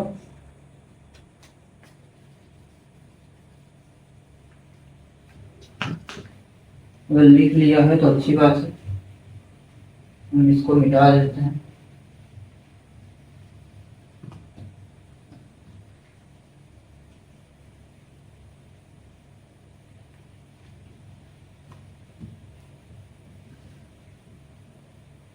और अब हम दोस्तों पढ़ेंगे रेडॉक्स अपक्रिया। हमारा अगला टॉपिक जो है वो है रेडॉक्स अपक्रिया। तो रेडॉक्स अपक्रिया क्या होती है? रेडॉक्स अपक्रिया बहुत ही सरल है। आपको एक ही उदाहरण में बार बार इसलिए देता हूँ ताकि आपको याद हो जाए और उसी में जब हर एक चीज है तो एक उदाहरण अगर समझा दे रहा हूँ तो अच्छे से समझ में आ जाएगा, उसी को बार बार दिखा रहा हूँ तो आपको अच्छे से याद हो जाएगा। तो अब दोस्तों अगला हम देखेंगे रेडॉक्स अपक्रिया। रेडॉक्स अपक्रिया क्या होती है? ऐसी अपक्रिया जिसमें उपचयन एवं अपचयन दोनों क्रियाएं होते हैं उसे रेडॉक्स अपक्रिया कहते हैं। ठीक है, यह बहुत ही सरल है। आइए लिख लेते हैं। तो यहाँ हम लिखेंगे रेडॉक्स अपक्रिया। रेडॉक्स अपक्रिया, रेडॉक्स अपक्रिया।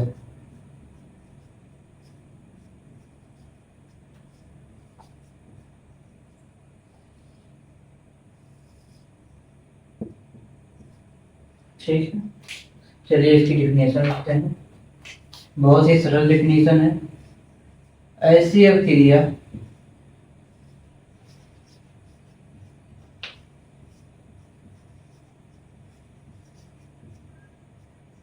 जिसमें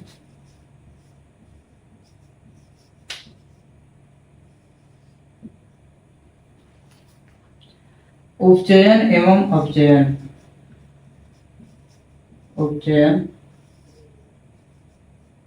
एवं अपचयन दोनों क्रियाएं हों,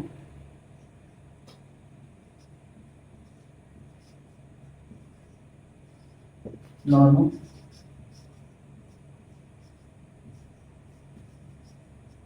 अक्रियाएं हों,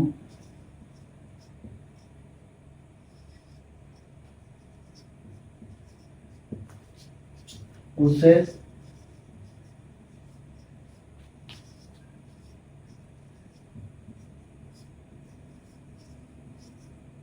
रेडॉक्स अभिक्रिया कहते हैं।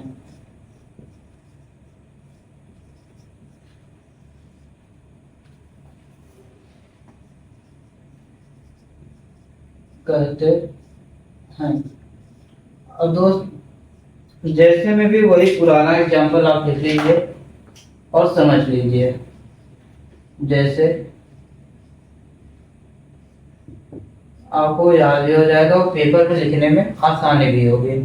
कॉपर ऑक्साइड प्लस H2 और यहाँ पर ये बना देता है कॉपर प्लस H2O।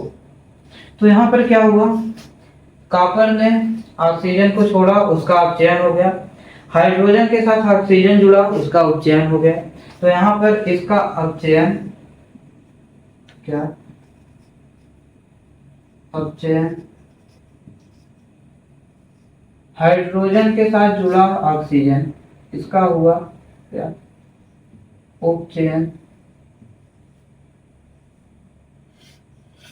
तो जहां पर दोनों क्रियाएं हों, क्या दोनों क्रियाएं हों, उसे क्या कहते हैं, रेडॉक्स अभिक्रिया। इसकी इंग्लिश होती है रेडॉक्स अभिक्रिया की रेडॉक्स रिएक्शन, लिख लीजिएगा। ठीक है, वहां पर नहीं लिखे थे हम, यहाँ पर लिख दिए। तो ये हो गई रेडॉक्स रिएक्शन। ठीक है दोस्तों, रेडॉक्स अभिक्रिया के बाद अब हम देखते हैं उपचायक अभिक्रिया। उपचायक अभिक्रिया क्या होती है, जब कोई यौगिक या पदार्थ किसी पदार्थ का अपचयन कराता है तो उसे उपचायक कहते हैं। आइए हम इसे लिख लेते हैं, उसके बाद हम समझते हैं इसको इसके उदाहरण के द्वारा। तो पहले आप हमारे साथ लिख लीजिए उपचायक। क्या उपचायक,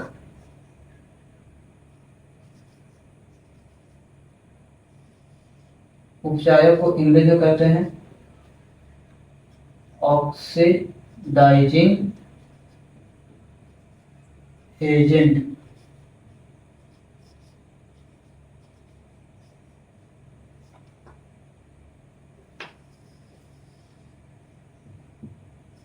ठीक है, आप इसकी डेफिनेशन लिख लीजिए।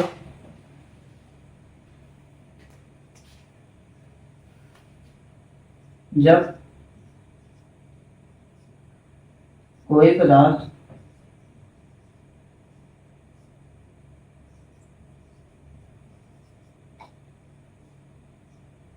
किसी अन्य पदार्थ का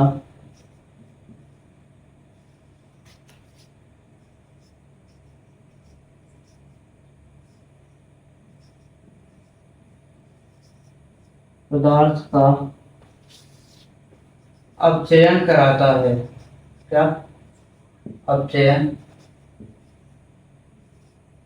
कराता है। तो दोस्तों मैं आपको तो उसे आप लिख लीजिए, यहाँ पर उपचायक कहते हैं। क्या उपचायक कहते हैं।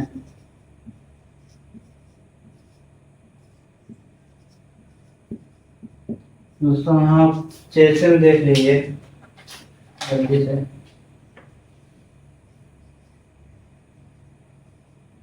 जैसे में फिर से वही वाला एग्जाम्पल, प्लस हाइड्रोजन क्या बनाता है, कॉपर प्लस जल, तो H2, तो हाइड्रोजन उपचायक होगा, उपचायक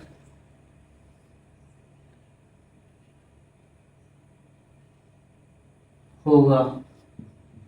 और हाइड्रोजन उपचायक क्यों होगा? हाइड्रोजन उपचायक इसलिए होगा क्योंकि इसने कॉपर का क्या किया, अपचयन करा दिया। यहाँ पर देखिए इसने कॉपर से ऑक्सीजन ले लिया तो कॉपर का अपचयन करा दिया, इसलिए यहाँ पर हाइड्रोजन क्या होगा, उपचायक होगा।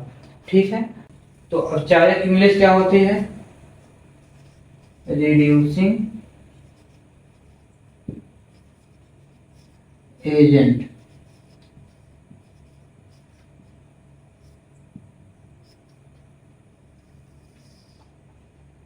जल्दी से इसका आप डिफिनीशन लिख लीजिए, इसकी परिभाषा लिख लीजिए। जब कोई पदार्थ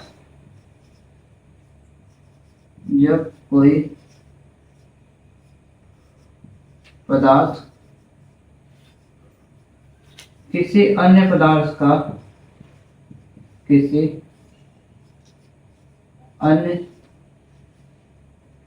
का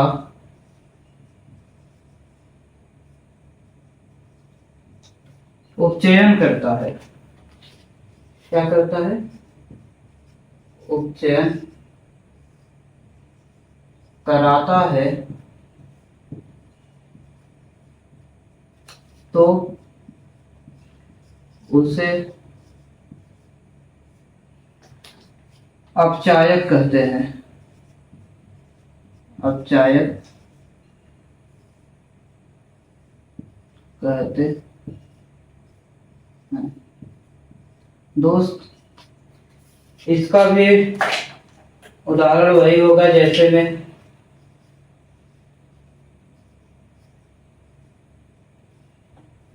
होगा कॉपर ऑक्साइड प्लस H2, और ये जाके बनाएगा कॉपर प्लस H2O। यहाँ पर क्या हुआ, कॉपर ने हाइड्रोजन का क्या कराया, उपचयन कराया। तो कॉपर ने अपना ऑक्सीजन इसको देकर इसका उपचयन कराया, तो यहाँ पर कॉपर क्या हो जाएगा, तो कॉपर अपचायक होगा, क्या होगा, अपचायक होगा। तो समझ लीजिए आप यहाँ पर कॉपर से हाइड्रोजन ने ऑक्सीजन लिया तो कॉपर का अपचयन हो गया, तो यहाँ पर हाइड्रोजन ने कॉपर का अपचयन कराया था, इसलिए हाइड्रोजन क्या हुआ, उपचायक हुआ। और यहाँ पर कॉपर ने अपना ऑक्सीजन देके हाइड्रोजन का उपचयन कराया, तो यहाँ पर कॉपर क्या हो गया, अपचायक हो गया। ठीक, तो ठीक है दोस्तों, अपचायक और उपचायक के बाद अब हम देखते हैं संक्षारण। संक्षारण क्या होता है? संक्षारण पहले मैं आपको एक अच्छी तरीके से समझा देता हूँ, उसका ओवरव्यू, फिर मैं उसका डिफिनीशन वगैरह आपको लिखाता हूँ। तो संक्षारण क्या होता है? संक्षारण जब आप देखते हैं जैसे कि लोहे की सरिया वगैरह बाहर रहती है और बारिश होती है तो वह उसमें जंग लग जाता है, इसको क्यों हम कहते हैं संक्षारण, या फिर संक्षारित हो जाता है वो पदार्थ। ठीक है, तो संक्षारण की डिफिनीशन क्या होगी? जब कोई धातु अपने आसपास के अम्ल, आर्द्रता व नमी से क्रिया करके संक्षारित हो जाती है तो उसे क्या कहते हैं? संक्षारण कहते हैं। चलिए आइए हम इसको लिख लेते हैं और इसको एक उदाहरण के साथ समझते हैं। उदाहरण वगैरह मैंने आपको बता दिया, हमारे साथ आप इसको लिख लीजिए। पहले आप यहाँ हेडिंग डालेंगे क्या? संक्षारण। संक्षारण इसकी इंग्लिश होती है कोरोजन। ठीक है,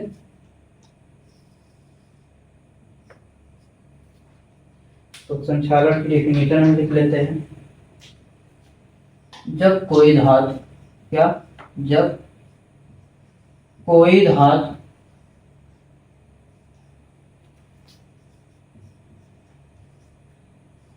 अपने आसपास के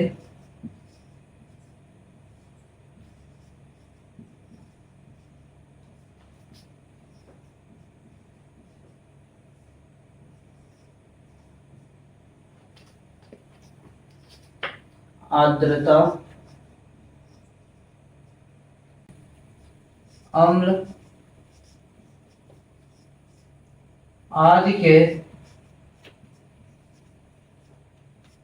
संपर्क में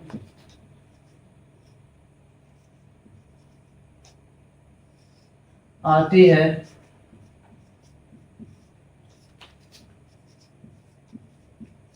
और संचारित हो जाती है, संचारित हो जाती है तो उसे संचारण कहते हैं। संचारण कहते हैं।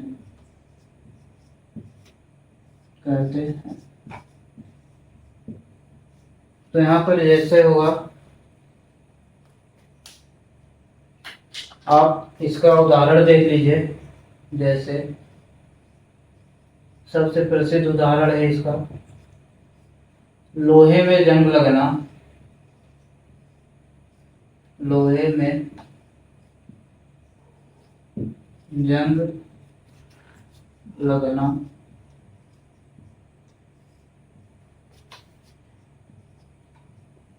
चांदी पर काली परत का चढ़ना, काली परत का चढ़ना, या पीतल पर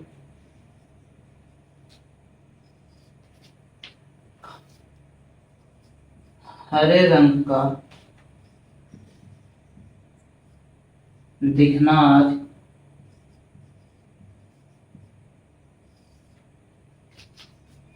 आदि क्या होती है? संचारण होता है।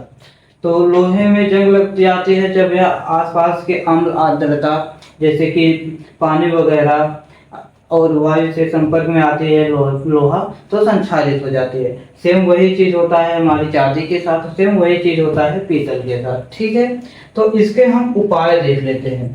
क्या उपाय? आपने इसके उदाहरण तो देख लिए, और ये उदाहरण क्या है? उदाहरण में यहाँ आप सिर्फ प्रॉब्लम देख रहे हैं कि लोहे में जंग लग गया, चांदी पर काली परत का चढ़ गया, पीतल हरे रंग का हो गया। तो ये सब क्या है? प्रॉब्लम है। ये सब प्रॉब्लम है, ये संचारण से जो प्रॉब्लम क्रिएट हुआ है उसका उपाय क्या है? देखिए उपाय, इसका उपाय क्या है? उपाय में आप लिख सकते हैं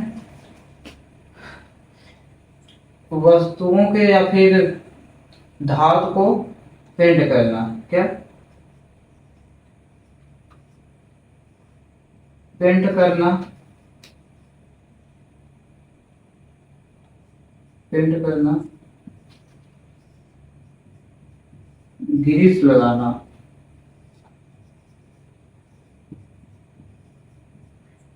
आप देखते हैं साइकिल की चैन जो होती है वह कभी कभी उसमें भी जंग लग जाता है, तो उसमें जंग वगैरह ना लगे उसके लिए हम क्या करते हैं? ग्रीस लगाते हैं। और तो ठीक है दोस्तों, संचारण के बाद अब हम पढ़ते हैं विकृत ग्रंथिता, जो कि इस सब्जेक्ट के पहले चैप्टर का सबसे लास्ट टॉपिक है। ठीक है, तो विकृत ग्रंथिता हम समझ लेते हैं कि विकृत ग्रंथिता होती क्या है। विकृत ग्रंथिता आप ऐसे समझ लीजिए कि जैसे कि कोई खाद्य पदार्थ है और वह ऑक्सीजन के साथ क्रिया करता है। एकदम सिंपल शब्दों में आपको बताऊं, जैसे आपने अगर रात को आपके यहाँ पनीर की सब्जी बनी, आपने खाया और कुछ बच गया, आपने उसको रखा और सुबह आप देखे उसमें से महक आने लगी, तो उसके साथ क्या हुआ? उसके साथ ऑक्सीजन ने क्रिया करके उसको खराब कर दिया और उसका गंध बदल गया। तो यही है विकृत ग्रंथिता। चलिए आइए लिख लेते हैं, फिर इसकी डिफिनेशन लिखते हैं, ठीक है। सरल शब्दों में विकृत गंधिता, पहले आप हेडिंग डाल लीजिए, विकृत गंधिता। दोस्तों एक लास्ट टॉपिक है, इसको एकदम अच्छे से पढ़िएगा। Rancidity, RANCIDITY। जब कोई खाद्य पदार्थ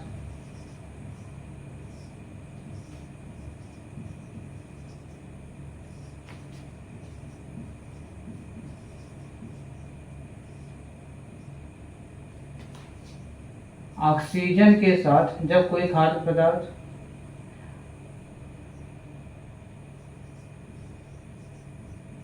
ऑक्सीजन के साथ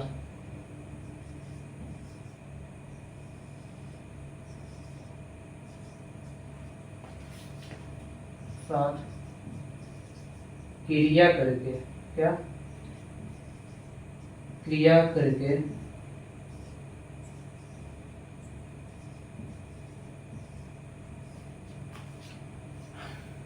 पदार्थ को खराब कर देता है,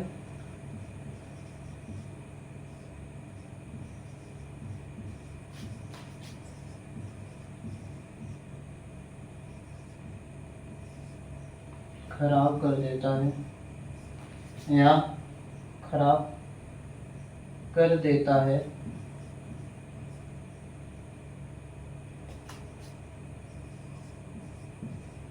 या उसमें से, जब खराब कर देता है तो क्या होता है, उसमें से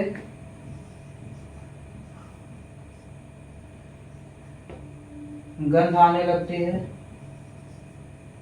गंध आने लगती है,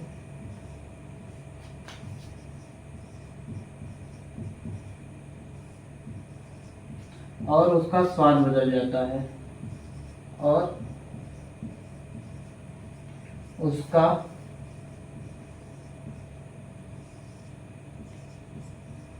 स्वाद बदल जाता है, बदल जाता है, तो उसे विकृत गंधिता कहते हैं।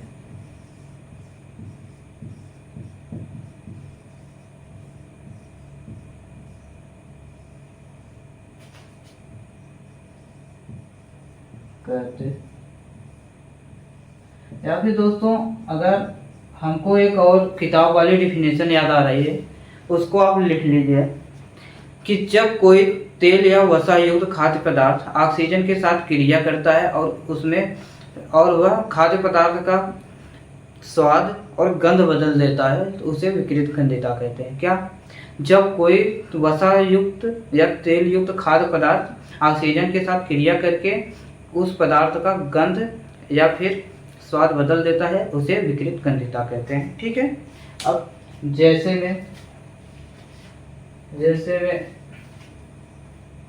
मैंने आपको बता दिया कि क्या होता है कि आप जो है आपके यहाँ एक रात वाला खाना जो होता है, सुबह उसमें से बदबू आने लगती है, उसका स्वाद बदल जाता है, तो इसी का कारण है, विकृत गंधिता का कारण है, वह ऑक्सीजन के साथ क्रिया कर लेता है और वह खराब हो जाता है। तो ठीक है, तो यहाँ आप इसका उपाय देखिए। उपाय क्या है? उपाय है ऑक्सीजन मुक्त, क्योंकि ऑक्सीजन ही क्रिया करता है, ऑक्सीजन ज़्यादा क्रियाशील होता है और अन्य गैसों के मुकाबले। ऑक्सीजन मुक्त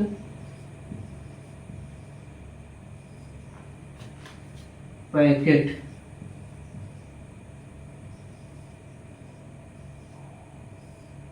और फ्रीज।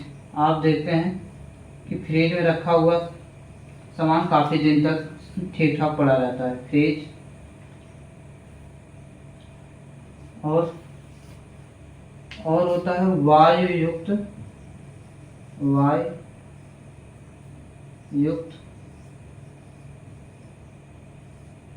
डिब्बा। अब ये क्या है, तीसरा नंबर वाला।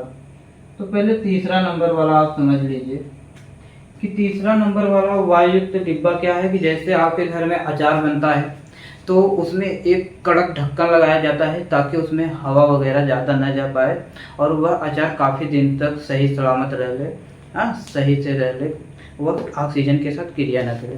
फ्रिज आप जानते हैं कि कोई भी सामान आप फ्रिज में रखते हैं तो वह ज़्यादा दिनों तक तरोताज़ा रहता है। अब ऑक्सीजन मुक्त पैकेट, ऑक्सीजन मुक्त पैकेट आप ऐसे जान लीजिए जैसे आप जाते हैं चिप्स खरीदते हैं। अब आपने चिप्स खरीदा, आप लेकर आए चिप्स, आपने चिप्स को खाया, थोड़ा सा खाए, आपका दोस्त बुला लिया खेलने के लिए, आप खेलने गए और 2 घंटे बाद आए, तो क्या आप वही चिप्स खाएंगे तो क्या उसका वही स्वाद रहेगा? बिल्कुल नहीं, वह ऑक्सीजन के साथ क्रिया कर लेगा, उसका स्वाद बदल जाएगा, उसका गंध बदल जाएगा। तो इसीलिए चिप्स के पैकेट में नाइट्रोजन भरी जाती है, क्योंकि नाइट्रोजन जो होती है वह खाद्य पदार्थों के साथ कम क्रिया करती है और वह जल्दी से खाद्य पदार्थों को मतलब खराब नहीं होने देती, पहली बात। दूसरी बात ये कि ऑक्सीजन उसमें से निकाल दिया जाता है जो कि बहुत ज़्यादा क्रियाशील होती है और खाद्य पदार्थों को जल्दी ख़राब करती है। तो ऑक्सीजन को निकाल कर नाइट्रोजन भर देते हैं, नाइट्रोजन क्या होता है, कम क्रियाशील होता है, जिससे खाद्य पदार्थों की मतलब जो जिस भी पदार्थ पैकेट वाले पदार्थ में नाइट्रोजन भरी जाती है, जिसमें भी हवा होता है, उसकी आयु थोड़ा सा और बढ़ जाती है। ठीक है, अब हम सोच रहे हैं कि इसका जो है हम इसका क्वेश्चन करवा दें, न्यूमेरिकल करवा दें आप लोग, ताकि एग्जाम में आपको कोई प्रॉब्लम ना हो।